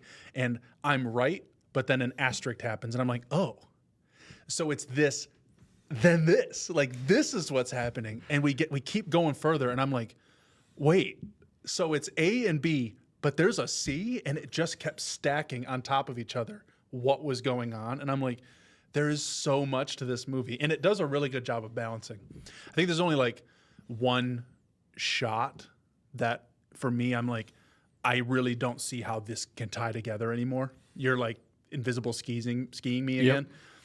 But I'm like, but if G, H, and I, we can assume a J and a K because we jumped to L. We can assume a J and a K. It works for me. Okay. And it's just so much fun. I was like, I already want to watch it again. I might watch it tonight. You really should. I think I might. Because it was... Bethany, you in for a movie tonight? We might be watching Triangle. It was that kind of good. What's it available for everybody? Prime. Prime? That's an easy Prime, one. And it was Prime. Everybody knows someone who's got Prime. Yeah. Everyone knows of somebody. Well, in Prime, it was one of the ones where they put all the ads up front. Oh, nice. I still get mixes where like the ads are in the movie or ads are up front. This was all up front, and it played super smooth. And I was, dude, it's so good. I'm like, is this an annual watch? Because I think Shay likes aquatic horror without realizing it out loud as much. But fucking ads on a paid service. Ads on a paid Incredible, service. says Hokey. Yes. Now, Peacock, it was a good example for me. Peacock had the 2 paid tiers, one with ads, one without. I think Hulu did it first, but I don't know. Hulu's fucky. But Peacock was one that when you paid for ads, they're always up front anyway, unless you're watching live TV. That's a little different. Yeah. But they always put it up front. And I'm like, oh, I like this. I'll watch 7 minutes of ads before because I'll hit play and go, cool. I'm going to go get changed. I'm going to get the popcorn made. Yep. I'm going to do the whatever. But and shitification.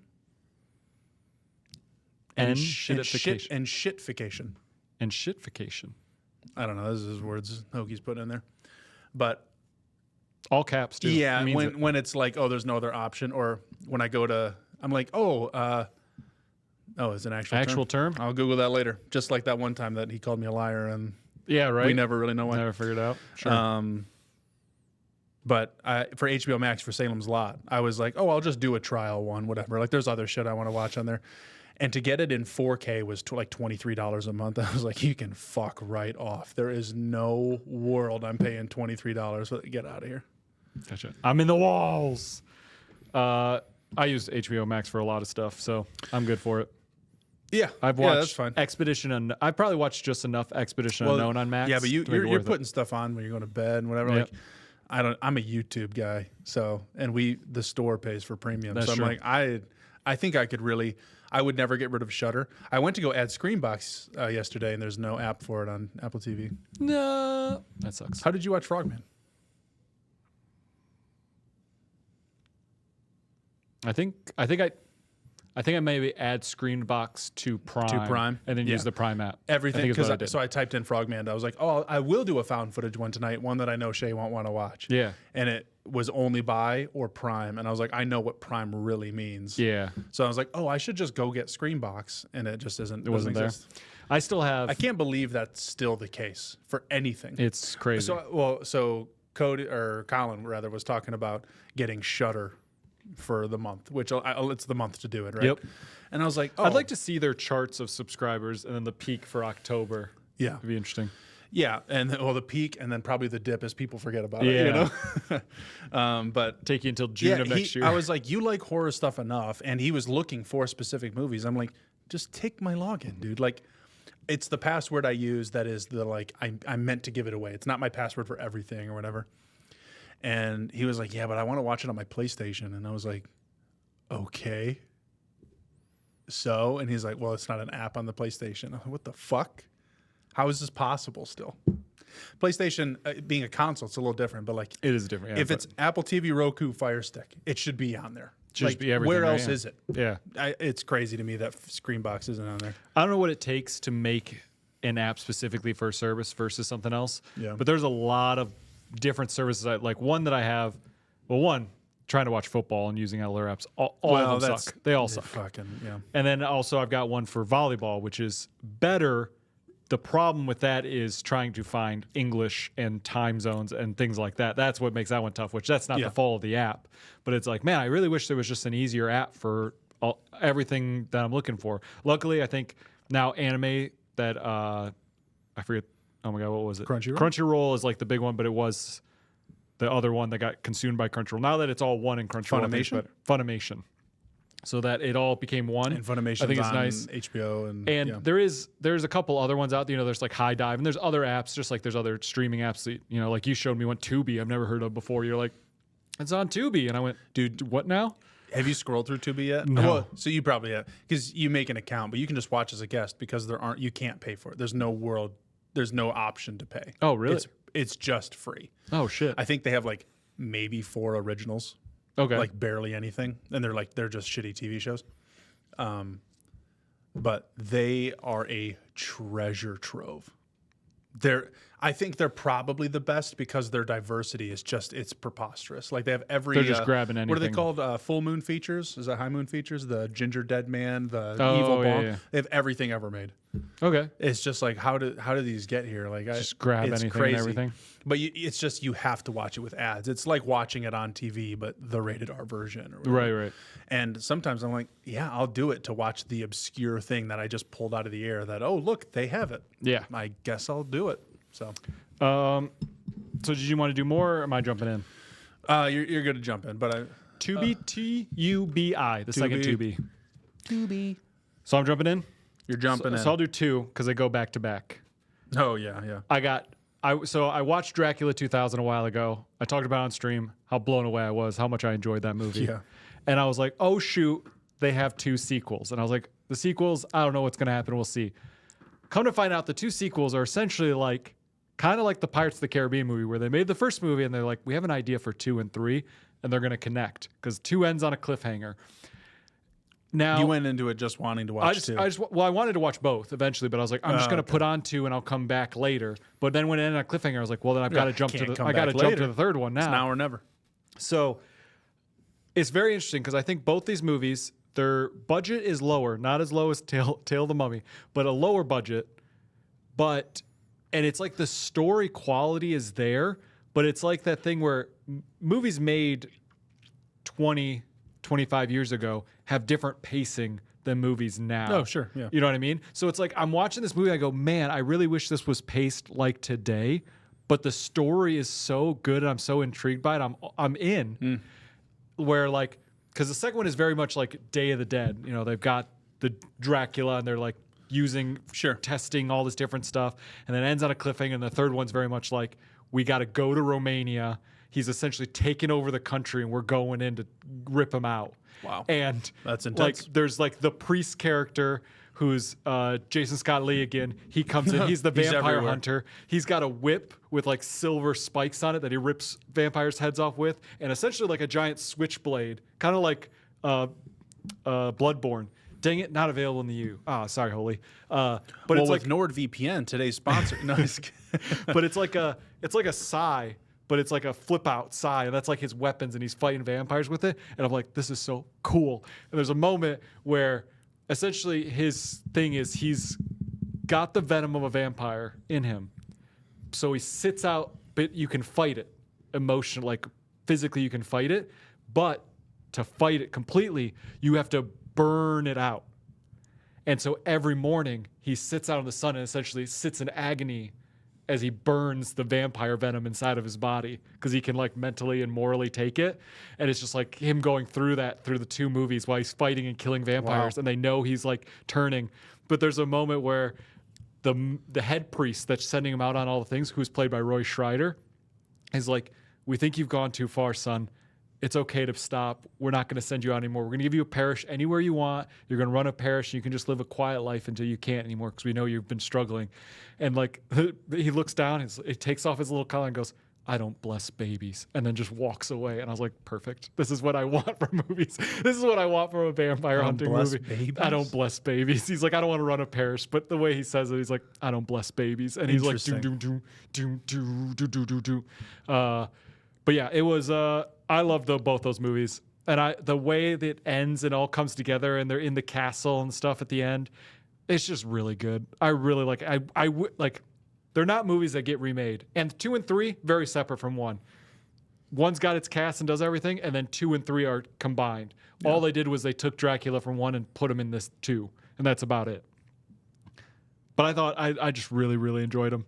That's good. It's not something I would go, hey, go watch this. I think they're the best vampire movies, or they're my top vampire movies. But I really enjoyed watching them, and I will rewatch them. And if somehow, some way, this storyline could be remade somehow, or rewritten, or something, or like put into a video game or something like that, I think it would be really cool. Interesting. But it won't happen because they're. Yeah, why would it? Why would it? That'd be a crazy thing to happen. But it's a really fun watch. So those are 2 that I watched: Dracula 2 Ascension and Dracula 3 Legacy. Yep.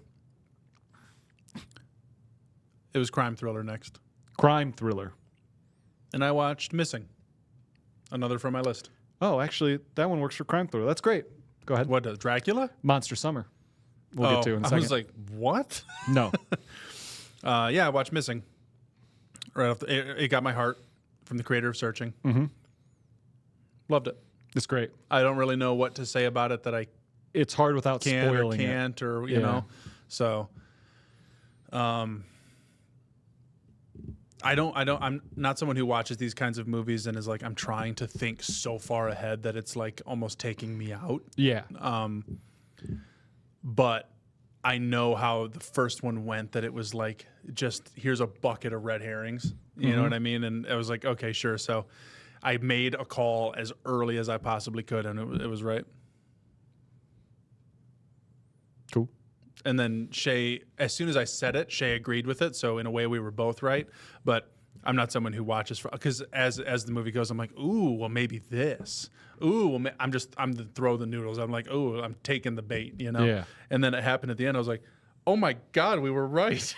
Like that's crazy. I didn't think it was actually going to be that. So I think it played it off really well. Acting's great. Love those screen caps. What's really interesting is this movie, like the plot changes if they're on a Windows device. You know what I mean? Like there is function built into Apple products that literally affects the plot of this film. That I'm like, that is insane to me that they are so wrapped in the Apple tech, you know, that I'm like, she is like if she didn't know how to use this particular feature on her phone, on her laptop, the plot's different, you know? I have seen this. I use Apple, so I might have just taken it for granted. I don't remember what you're talking about, but I know of the features that probably are the things. Well, there was one like she had to sign a document, and one that just shows her going through and using the like sign a PDF and send, the sign and send feature on Apple, and I was like, sure, that wasn't one of the plot moments because you could do that on a Windows computer. It just like it looks different there, you know? Yep. And I was like, wow, this is really like you need the FaceTime camera so that you can see our actor on their own screen, so that we can see it happening. It's not them just talking at a display, Right. But it's like built into FaceTime. It's like the Uber driver or Uber, whatever the task person, right? She calls the task rabbit. That's yeah, Task Rabbit. Yep. Yeah. So A lot of that there's stuff. FaceTiming in that regard too to see the other characters. But it's also like quick answering text. Use like as it dings to the side, you can like do the drop down, just type it and send it. It was unique. I really liked that they were so integrated. But yeah, there's a strong use of it towards the end of the movie that I'm like, oh, if you were on a different thing, you're dead. You know what I mean? You're out of luck. Sorry. Yeah, like, oh, that's crazy. Yep. Oh, it's like really woven in. So that was fun. But how did I watch this? Oh, dude, I have the TV app on Apple TV. It searches all the platforms. Yep. And tells you. Just doesn't look at Netflix. Yeah. It's Or although it makes me think, well, Netflix isn't cooperating then. Probably. You know, Netflix isn't offering some sort of. which I seems don't know. crazy. Wouldn't you want to? I don't know what it Wouldn't is, you want to but- be found? Yeah. Because I always go to TV too, and Bethany recently was like, "Oh, this doesn't find everything." I'm like, "It finds everything," and I went, "Oh no, it doesn't find everything," because I know I own this movie or this is a movie here, and it didn't pull it up. I don't own any movies anywhere other than Apple and Vudu because of code. Sometimes it's one of the. It'll pull from both for me, and with Movies Anywhere, it puts them in other spots, but it wouldn't pull does it pull Prime owned movies? I don't know because I don't have any, so I don't know everything. It does but not. It does not pull Netflix, and that's Right. one where I was like, "All right, Shay, we got one last." She's like, "Oh man," I was like, "Well, we got one stop," and there it was. It was great. That's So, great. Right on Netflix. Look at that. Thanks, Netflix. Thanks, Netflix. Then you went to the theater. And then I went to the theater. I think this is my last movie. I got another one. I went to the theater and now works for the detective. I watched Monster Summer, which we watched the trailer. I think we either watched it for stream or watched it on stream, but we talked about it. It's very much like Oh, we watched the trailer on stream. on stream. Yeah. It's the kids. Something goes wrong in the neighborhood, small coastal town. I think it's Martha's Vineyard, actually. Like usually it's like a town like that, but they don't call it out. They call it out in this one. Yeah. They've got the creepy old guy that lives down the road. They're not sure they can trust or not, played by Mel Gibson. And that's the whole movie. Me and Bethany went and saw it. It was funny. It was in the same theater we watched Megalopolis that back 4. Oh, And I was nice. like, I've never been in this theater. It's twice in the same weekend. Interesting. But we watched it. Totally fun. Great time. If this movie came out when I was a kid, it'd be one of my favorites. It's definitely a kid's movie, but it's not so kiddie that you can't enjoy it as an adult. It's just like it pulls, probable punches that if it was more of an adult movie, it wouldn't have. The kids get blank stares and are like vacant, but in an adult movie, the kids would probably be killed. You know what I'm saying? Like things like that. Lose their jaw. Exactly. Or something. So there's little things like that. But I thought it was just really enjoyable. It's got the mystery of trying to figure it out. It's got people that pop up in the movie. You're like, oh, I forgot you were in this. Oh, I didn't know you were in this. Stuff like that. Yeah. It's good. Oh, Mel you're Gibson still does acting. great. That's great. Yeah. It's all fun movie. I'm really glad I watched it. I don't know if I'll rewatch it. I might, just because it might be like one of those ones that I put on if it's like a fall middle of the day that I need to put something that I'm going to tune out to, maybe be on my phone or play a game, and I just might put it on in the background. It might be one of those. So it's great. Good times. I liked it. Worthwhile trip to the theater, which I don't get to very much. Yeah. I'm coming up November. I'll be getting there a lot, but yeah, all in the 20th. Yeah. Weekend. Yeah. Our next day was found footage, and I watched VHS Beyond. Yeah. How was it? It's interesting because they seem to have just ditched the VHS part of VHS. Oh, okay. Which is like, I don't need it anymore. Yeah. I got gimmicked already. If it's on a digital camera, or it's like, yeah, this is on a, this isn't one, but if it was on a police cam, but I can think of the one where the guy's a bicycle rider, gets bit by a zombie, and he goes and attacks kids at a birthday party. And I'm like, well, that's not on a VHS camera. Right. So I'm like, it's not always on that, but there's a lot of reviewers that were like bombing it for not being on a VHS. And I was like, how many times what do you need to see the blue screen and hear the and then the play and and then it go? How many times do you need to see that? Yeah, we don't need you it. get it. It's so well, and there's one that is like, it is. You can see a camera in the mirror, and you're like, oh, it's the big shoulder mount, but it was $2,000 at a Radio Shack. You know what I mean? Yeah. Yeah. The wraparound was fine. There was nothing really to it. It was like, oh, look, this is a documentary about some tapes that we got, and here's proof of alien life and da da da. The first feature, which is like a League of something gentlemen, extraordinary gentlemen kind of thing, but they're cops. Oh, okay. That was like, oh, this is interesting. Yeah. It was fantastic, just like Evil Dead action. Oh, nice. Of like, whoa, that was so unexpected. That was like, it felt high budget. It felt like a vertical slice almost. They didn't tell you who they were beforehand, and at the end you're like, oh, they're like it's like the Hellboy task force here. Mm-hmm. I was like, oh, this is interesting. So that was really cool. The second one, it's funny because I hear Beyond, I hear that they're sci-fi, we're venturing to space, whatever. This one was sci-fi in a different way. There's two of these that I'm like, these have nothing to do with space or aliens or anything like that. There's one that involves robots and one that involves like mad science of sorts. Gotcha. So the second one was fun though. I think it's gonna happen, and there's moments you're like, why am I getting this in a VHS movie? But also I'm not sad. Oh, okay. There's like a Bollywood one. Ooh. The second one's all Bollywood. Awesome. And it is about Bollywood filmmaking, is like in a film studio. Oh, nice. And I was like, oh, it didn't actually end up playing out as well as I thought, but it was still really cool to see. We need to find our next Bollywood watch. I'm hankering. I'm never hankering until I see the trailer, That's fair. I don't know I need it until it's in my face. I'm like, wow, I needed that. Yep. I'm trying to remember the third one. Oh, the third one was a GoPro one, very alien focused. Had some really cool visual stuff. It starts really slow, I was like, just get to it already, and then it floors it, gas pedal. Mm-hmm. Fourth one was directed by Justin Long. And written and directed by Justin and I think Christopher Long, his brother. That's exciting. It's the one that is also like, I guess it's mad science, sci-fi, but I'm also like, there's got a lot of Tusk in this. It's very Tusk coded. I'm like, which just because I know who directed, I'm like, it doesn't actually feel as original for that reason. Oh, okay. Something about it, I'm like, this is kind of derivative of something you've done. You were in, yeah. You know what I mean? Like, it feels different for that reason. So, and then the fifth one was Mike Flanagan one, except Mike Flanagan wrote it. It was Kate Siegel who directed it. Right. And Alana Pierce was in it. Oh, they were all three in the with the same one. The same one. And this is the one with the actual VHS tape. This one was the one that was the most like existential. I was like, I guess this is horror, but not for the same visual tropes that VHS has always done. More horror of just like, oh, fuck. Oh. Like, that sucks for you. Oh, Mike Flanagan wrote it? Yeah. That's so weird for him. That's crazy. That's so out of... Yeah. And it was like, oh, yeah, that... He's really changing up style. Weird. yeah, if this was something that we had a larger audience, maybe I wouldn't speak to it, but I will now. Alana Pierce was not good.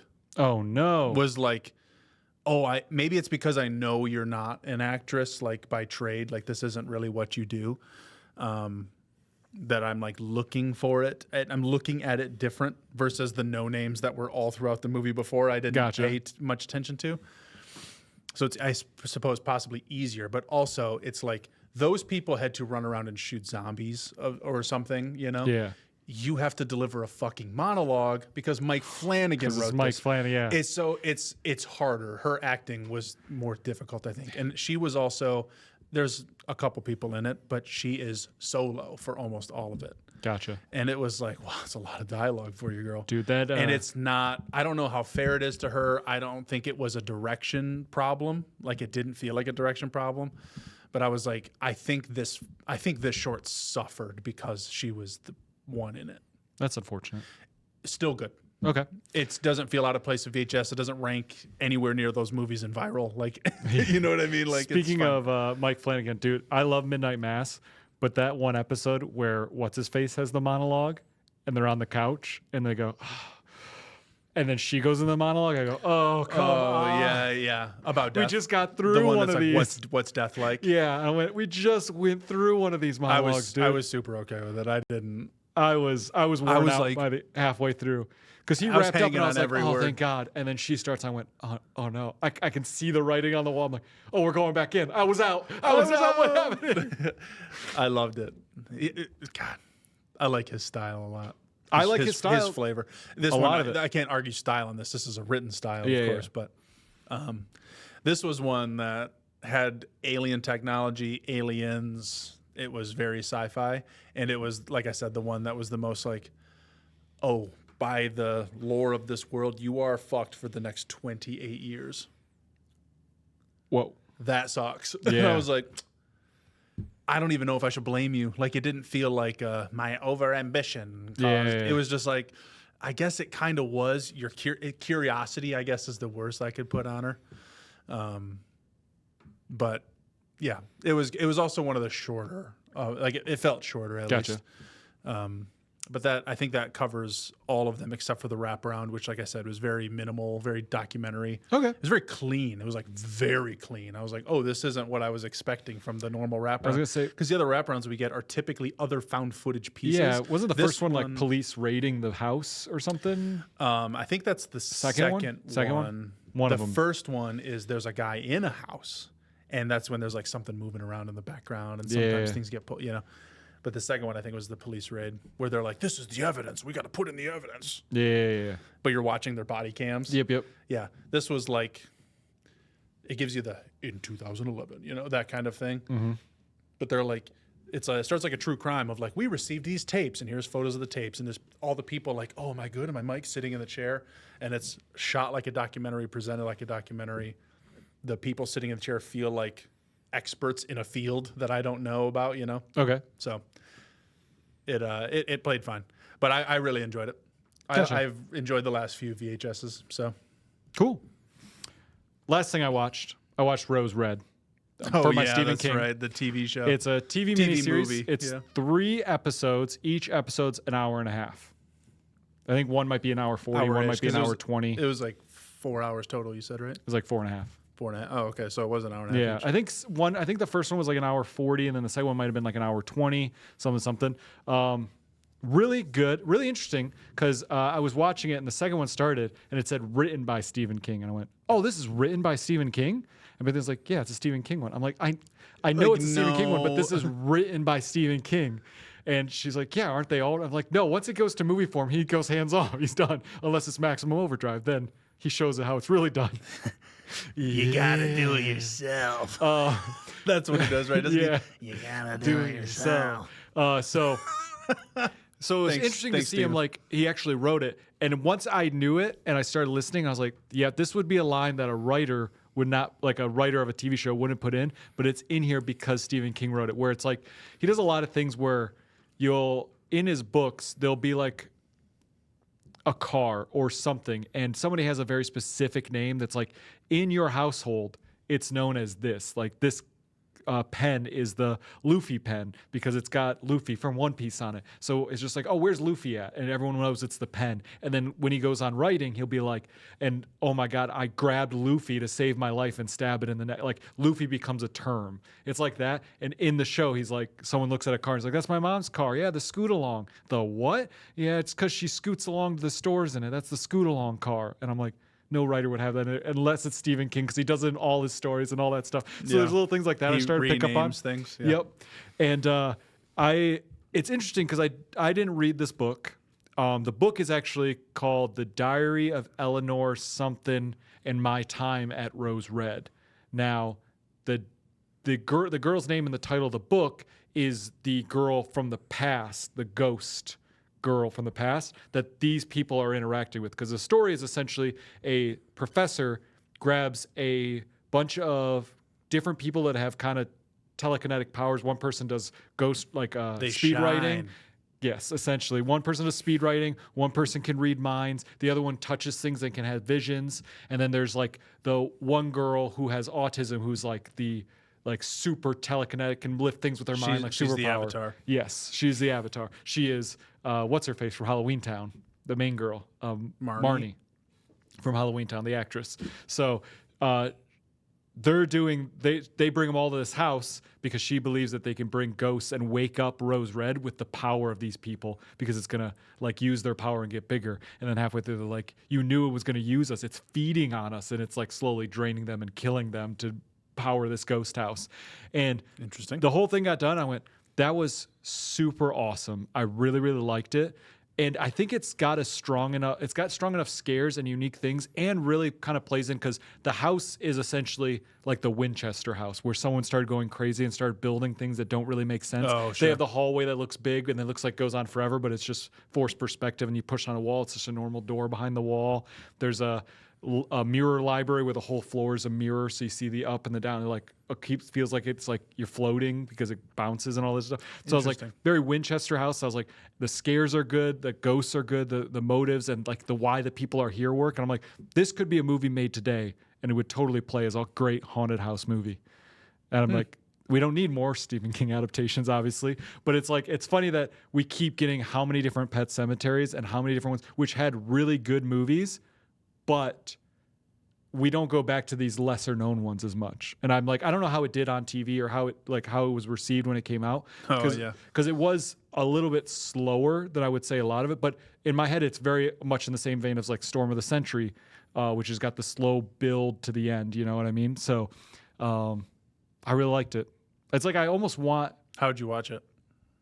How'd I watch it? It was available on something. Okay. It was available to stream somewhere. Paramount? It was one of the TV services. Okay. Yeah, I've got Paramount. I forget where I watched it. But if there's any TV miniseries I'm watching, even Stephen King, I've actually never seen The Shining miniseries. Was it Hulu? I think it might have been Hulu. I've got Hulu. There you go. But I haven't seen The Shining miniseries. Yeah. So I've seen clips and I've seen all the comparisons and the YouTube videos or whatever, but I've never actually just sat and watched it. So I should do that sometime, but it's I don't know, it's kind of futile. It's like, yeah, sure, I could just watch something I feel is already going to be the lesser version of something I already really love. So I think I only watched the first part of one of the Stands. I feel like the Stands had multiple different TV adaptations, but I think I watched the first part of one of them. I didn't finish it mostly because I also finished the book and didn't really take to it because everyone told it as like, oh, you like Stephen King? It's an opus. The Stand is his thing. And I remember reading it and getting to that and be like, it wasn't good. Like, not that it wasn't good. It was just like, there's so many more of his stories and that you take to. And doing research and stuff, figuring out that there was a point in the book where he was like, I don't know how to get characters out of this situation. And it took him a long time to figure it out. And he just essentially placed a bomb in a closet and blew up the house. And they're like, cool, that'll push the plot forward. And he sets it up in the book where he goes back and puts in why it's happening and stuff. And it makes sense. But as soon as that bomb goes off in the book and stuff happens, I go, oh, I don't know if I care any after this. Like, I almost don't care what happens. So The Stand is hella long as well. Yes. So it was a long, deep dive, and I didn't find it as worth it as didn't pay off. His other deep dives. His, Dreamcatcher is a longer one. The Dark Tower series, a lot of his longer ones I feel like are worth it when I get to the end and I've gone on the journey. that one did not feel as worth it to me. Yeah. So Yeah, that's fair. but I think that's really the only. I mean, I haven't watched every adaptation, but I think that's one of the bigger adaptations that I haven't seen. So I haven't seen that one either. I've seen The Langoliers. Mm-hmm. I haven't seen Rose Red, obviously. Mm-hmm. What am I missing? Storm of the Century. What's The Hospital? What's the hospital? Didn't he do a hospital one? Oh, General Hospital? Like that?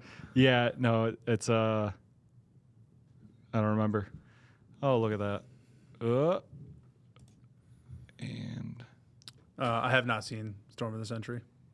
bot alert. There we go. Got it.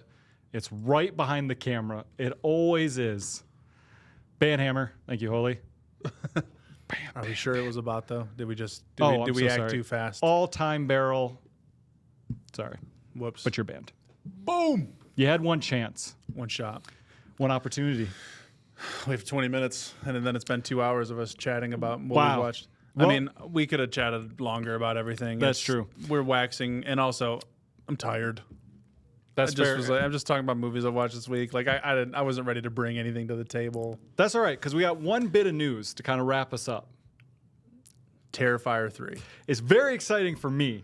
I'm super excited about it. You present it. I'm gonna go potty. Gotcha. So the news that came out, this is video game news. So we've talked movies. We'll do a little bit of video game news.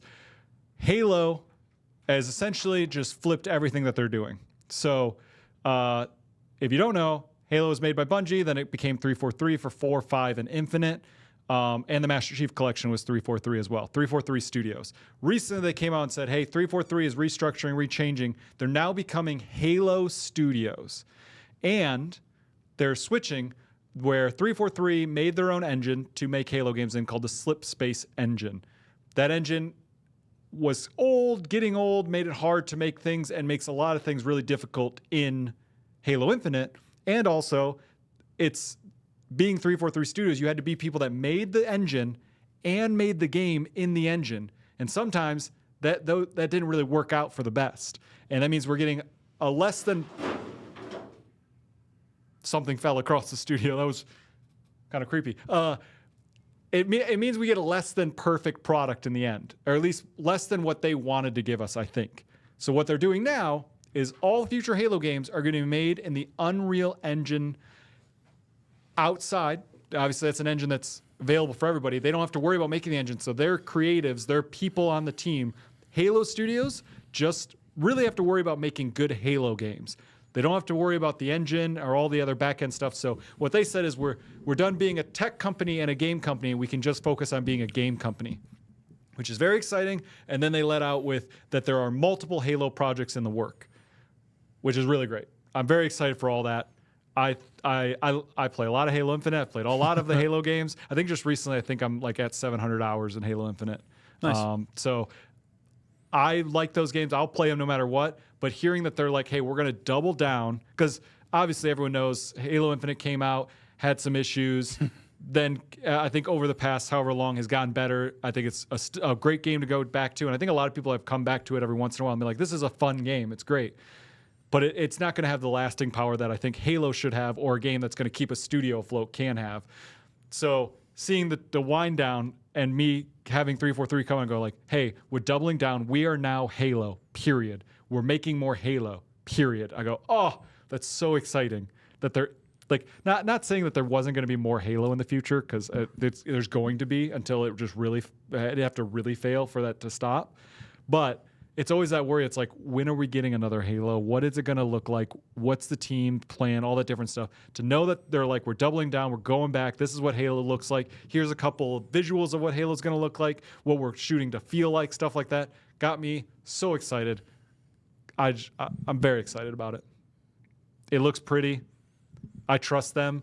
As much as like 4, 5, and Infinite aren't the gargantuan games that like Combat Evolved 2 and 3 are in like the headspace, there's still great things that I really like in all those games. So yeah, it's hard to imagine that there's ever going to be. I think Fortnite is really like the closest we have right now, right? League of Legends maybe. To be the games that, like, you know, when Halo 2 dropped, it was... Yeah. it's the world is happy. Combat Evolved was like this new thing is really great. Yeah. And tech demo of the Xbox and whatever. And then Halo 2, same thing. Great campaign. 3, great campaign. And it was 3 was, we're all online now. Like Xbox Live is more ubiquitous. And then Forge. Forge, yes. I almost said Foundry. Yes, Forge. Forge was insane for people, and the fact that you could be taking your friends in with it, whatever. It was really great for a lot of things, but I don't how do games get big? It was that and Modern Warfare 2 were out at the same time, right? But it's like Call of Duty seems to have continued to grow, but grow in quantity, not grow in like market share. Yeah. And I don't know if because of just how many players and how many different players and how many different ways to play and all of those things, I don't know if there are many games, like a Fortnite being an example of the opposite, but there are any games that can take up that much market share again. Yeah. I feel like Call of Duty went the route of sports games. They're like, we just get one every year. There might the changes might be minimal, but people are going to buy it. When they've been on that formula for a long time. So when then Halo went, well, we're going to keep making our standalone campaign games that have the great multiplayer beside it, which have worked, but probably not to what they want or what they're looking for. Tron comes in. Fortnite doesn't really compare. It came out to little fanfare. Then the BR came out and it picked up steam and took over. Halo 2 came out at the top and stayed there. Been lurking a while working. Thank you, Tron. Hey, Tron. But I think in terms of market share, like launch day, launch week, launch month, launch year, that doesn't really matter to me. But even then, it was 6 months post the Save the World in Fortnite came out that it was the biggest game in the world. It wasn't like a Hello Games No Man's Sky turnaround or a Rainbow Six Siege even that took a year, 2 years. It was like, Fortnite's not working. What else is working right now? Yeah, PUBG. noodle at the wall. Let's try that. Yeah, let's try that. So if you didn't play Halo 2 in the first 6 months, I suppose, but Fortnite, the fact that it's still here, right? I mean, how long has it been? 8 years? Gotta be close. No, 7 years, because I just played a birthday thing throughout there, whatever. It's 7 years. So 7 years, I mean, how long between Halo 2 and Halo 3? Halo 1 was the other one. When did Halo 3 come out? 2007? Halo 4 was 12? I think so. 2012? So I might be wrong on 7. But I think it's 7. Across 3 games, you had, we'll say 11 years, because Halo 4 came out, and that's when I felt it, at least, the decline of players, the market share I'm talking about, the whatever. People really didn't like the change how Master Chief looked. That was a big thing. So it's like we can say they had 10 years of it, and I was like, well, I mean, do I see Fortnite going away in 3? You missed Reach. Oh, that's why 3 and Reach. It was like there was an ODST technically, Yeah, ODST, which was supposed to be DLC, and then it lost legacy, became an old game. Multiplayer disc on the side. 2001, 2004, 2007, 2012. That brought Halo back for a bit from COD. Yeah, and I'm wondering, because a lot of people really liked Reach multiplayer. It wasn't the one for me. You don't need to mess with the formula for me to play Halo. Just give me a new game that's the exact same. I'm ready to play. But not classes, but the abilities you can choose, which I guess is kind of like classes.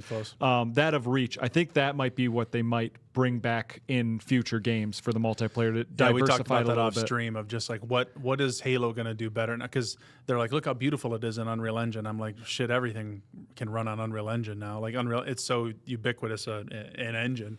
I think and it's easy to use, and that's why you're getting these games that are they need to be refunded the day they come out or taken off the marketplace because it turns out they were just the asset swamps where they're just dumping a bunch of shit that works. I think the big thing that people were talking about is that the problem right now is when they want to add more content to Infinite, they have to create the content, think of the content, make it, figure out how it works in Slipspace, and then make Slipspace and the content work together.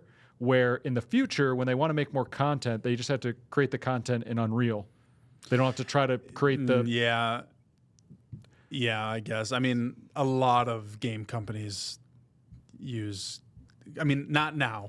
You're right. Things are different now with Unity and Unreal being as popular as they are. But, I mean, God, what was the Agents of Mayhem? You remember that one? Agents of Mayhem.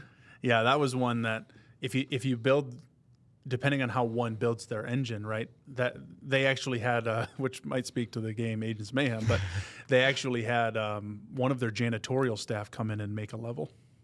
Oh, Like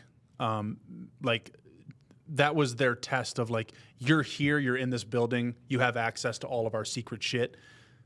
You've signed the NDAs, whatever it is, but you don't know anything about game development. They took that person and they're like, hey, let's see if you can use this. Like that was their like poster for it when they were looking for funding. I only know this because what's Volition and is it Deep Silver? Volition is out of Champaign, Illinois, and they came up to Michigan State and gave a whole speech about their game like 6 months to a year before it came out to the game development crew that I was a part of. But then I think like, did DICE ever have this problem with Frostbite? Like it just, if you make the engine and you make the content in and with the engine, like you shouldn't be butting heads along the way because it's like you built it. You know what I mean? Well, I think it's because this engine is so old because they made it for 4.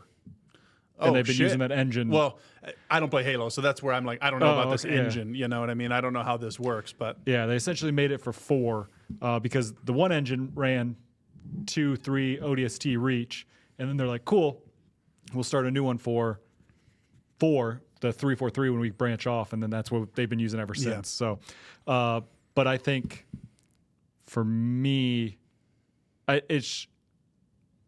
Infinite came out. And I played the story, I beat it all, did all the things. I was like, cool. I can't wait for them to give me the first DLC where they continue this story or they give me another part of this map. Just didn't get it. And it's just nothing ever happened. And they just kept giving me they kept giving me multiplayer, which was cool, but it's like I don't even need a battle pass to play this multiplayer. And what you're giving me in the battle pass really isn't worth it. And I finished it so fast because I bought 6,000 monsters to have double XP. Because I thought this would be everything I need, and now I have 200 double XPs that I'll never, ever use. Yeah. Because I just finished everything so fast in the game. Tron brings up the comparison of Fortnite and Halo again, talking about how they're sold and the platforms they're on. I think that's exactly my point, though, is like I can compare them because they're both video games, and Fortnite is nothing will touch something like Fortnite because of the reasons you're saying. It's hard to compare Fortnite to anything else because it's now 100 different games in one. It's all of Epic. It's eaten different studios. It's like, how was I getting Fortnite skins in Destiny? You know what I mean? Like, there's just the crossovers that this company has, and the buying power and the market power they have is preposterous. The only reason I compare is because when Halo makes a new engine, makes a new game, comes out with 3 titles every year, I don't know, they do something crazy. It doesn't matter. There's not, like, to compare to Fortnite, you'll never hit that market share again. Where Halo 2 and 3, I think, was something we could compare to Fortnite because of the percentage of players and gamers that were touching it. At least that's how it felt as I was living it. You know, but I don't know. Maybe it's been different. Maybe it was different in that reality. I mean, at that time when Halo came out and I was playing it, I didn't have internet. No one I knew had internet, despite it being very real. Yeah, just the people I knew, we didn't have it. Yep. Yeah, it was in the country. It was so sad that I didn't have internet. I remember getting Halo, had to be Halo 4. No, 2012 was 4. Is that right? 1, 2, 3, 4, and then Reach was in between 7 and 12.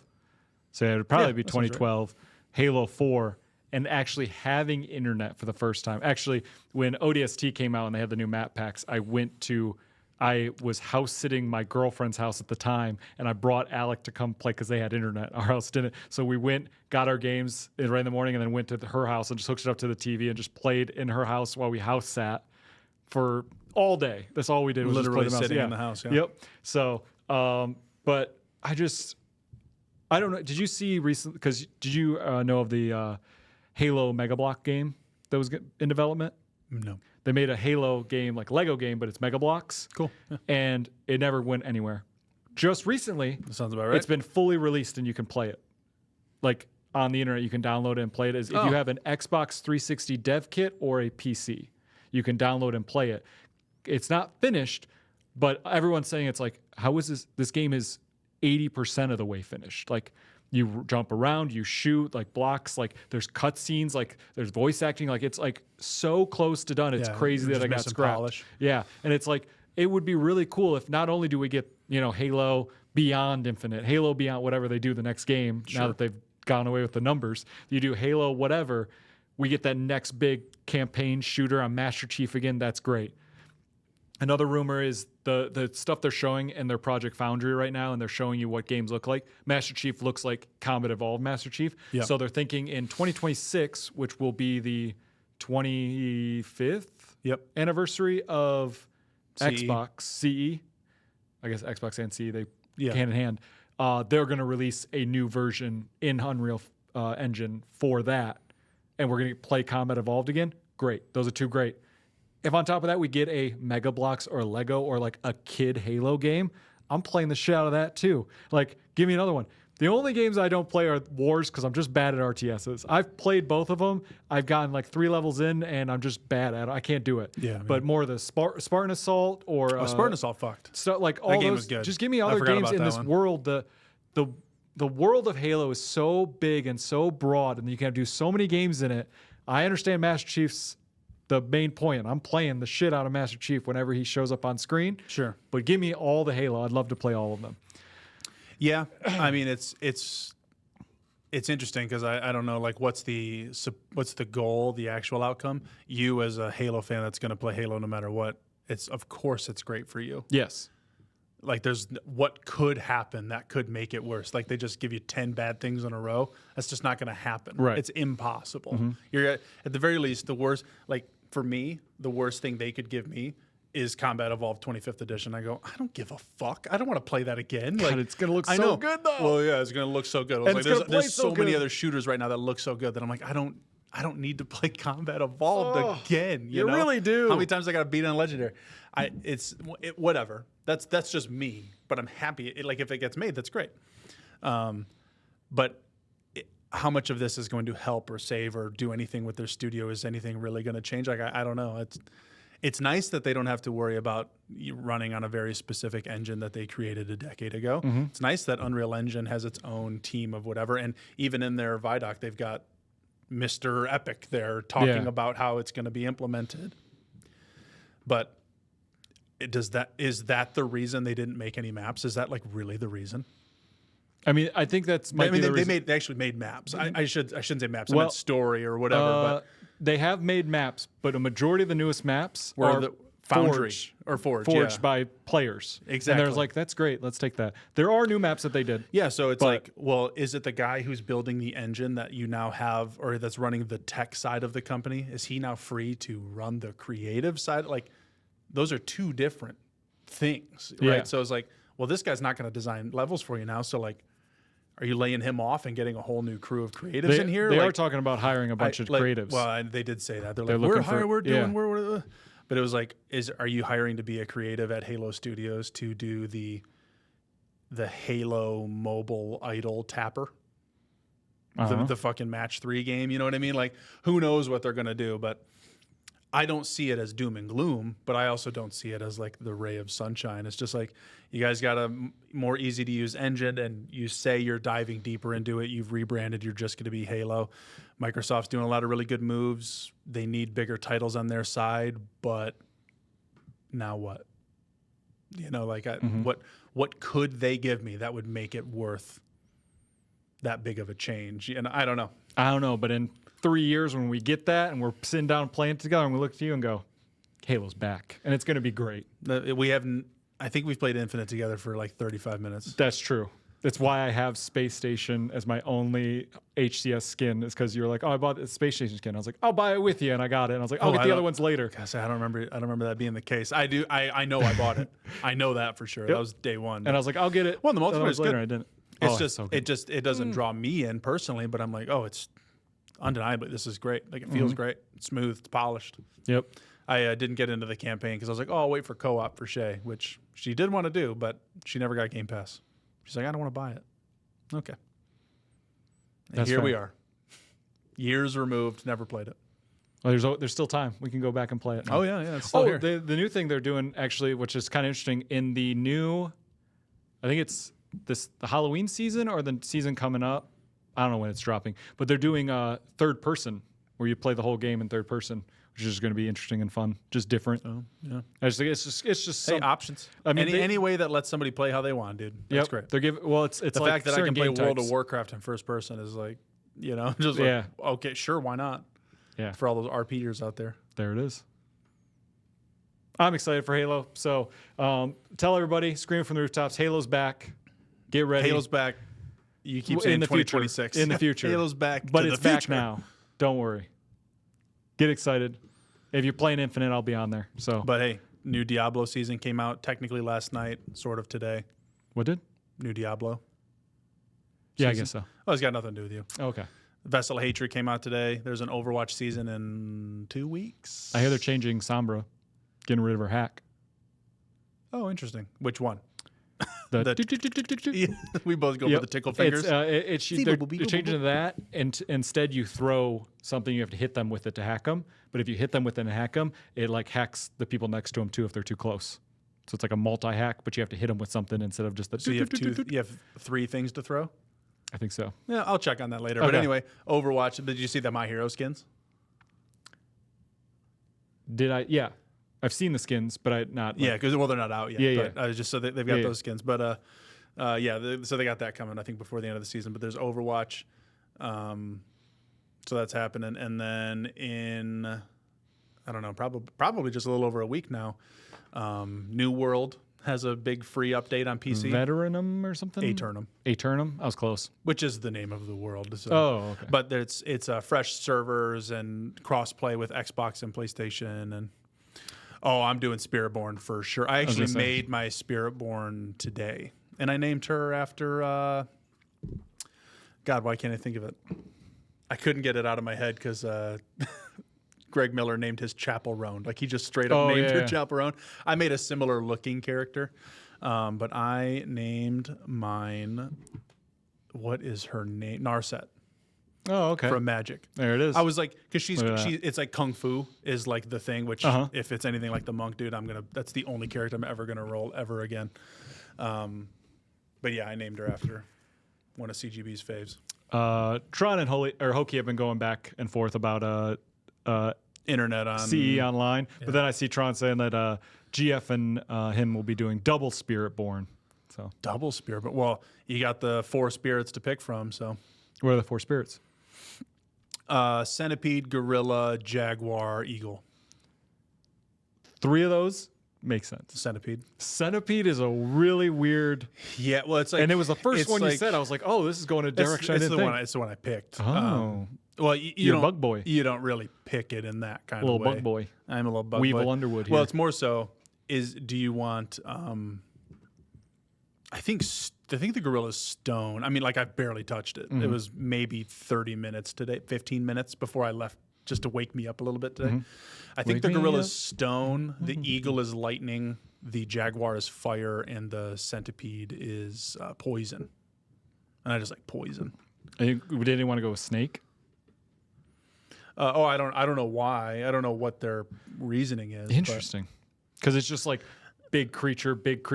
there's a little. I mean, as you get further, you're able to what's it like? Your class ability, I think, is to like summon the spirit to be with you. It goes away. It's a timed thing. Right. But I think the millipede or centipede goes into the ground. So maybe there's something related to that. But Maybe. also, it doesn't. I don't really care because they're not going to always be out. Oh, with yeah, it doesn't me. matter. It's just- It's just like are my attacks lightning? It's And just I can go millipede everything, but then have like an eagle teleport ability, because you can mix and match. So it doesn't really matter like that. I'm just picking one to try it, and then I'll try the next one, and I'll try. So It's just we'll interesting. move on from there. yeah.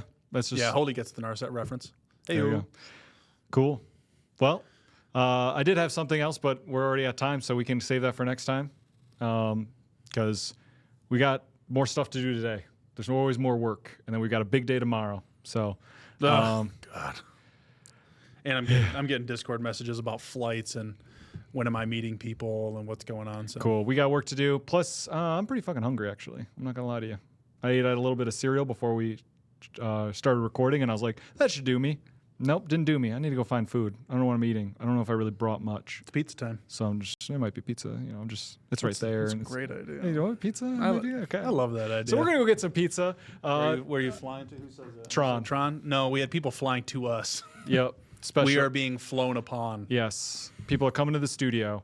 So we have to get ready. We essentially did cleaning all this stuff this morning. I've got to tear this all apart and get more stuff ready for tomorrow. So thanks everybody for hanging out. Really appreciate it. You guys are always great. Love having everyone in chat. That really helps the show. Thank you so much for hanging out today. Oh, yeah. Really, really appreciate it. I'll be streaming again on Thursday with more Echoes of Wisdom, and then we'll see where we get through the weekend.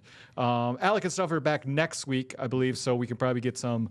We need to get back to Alone in the Dark, and there's other games we want to play. So Yeah, wow. I know. About that one. Well, Alec had kids, and then he's gone for a wedding, and then he has kids, and it's been a long time. But we Take need to a get back month to off, it. why don't you do? I know. But anyway, thank you so much, everybody, for hanging out. Stokes, you got anything else? I got nothing. Then we're going to sign off as we always do and say sweet dreams, and we'll see you for breakfast.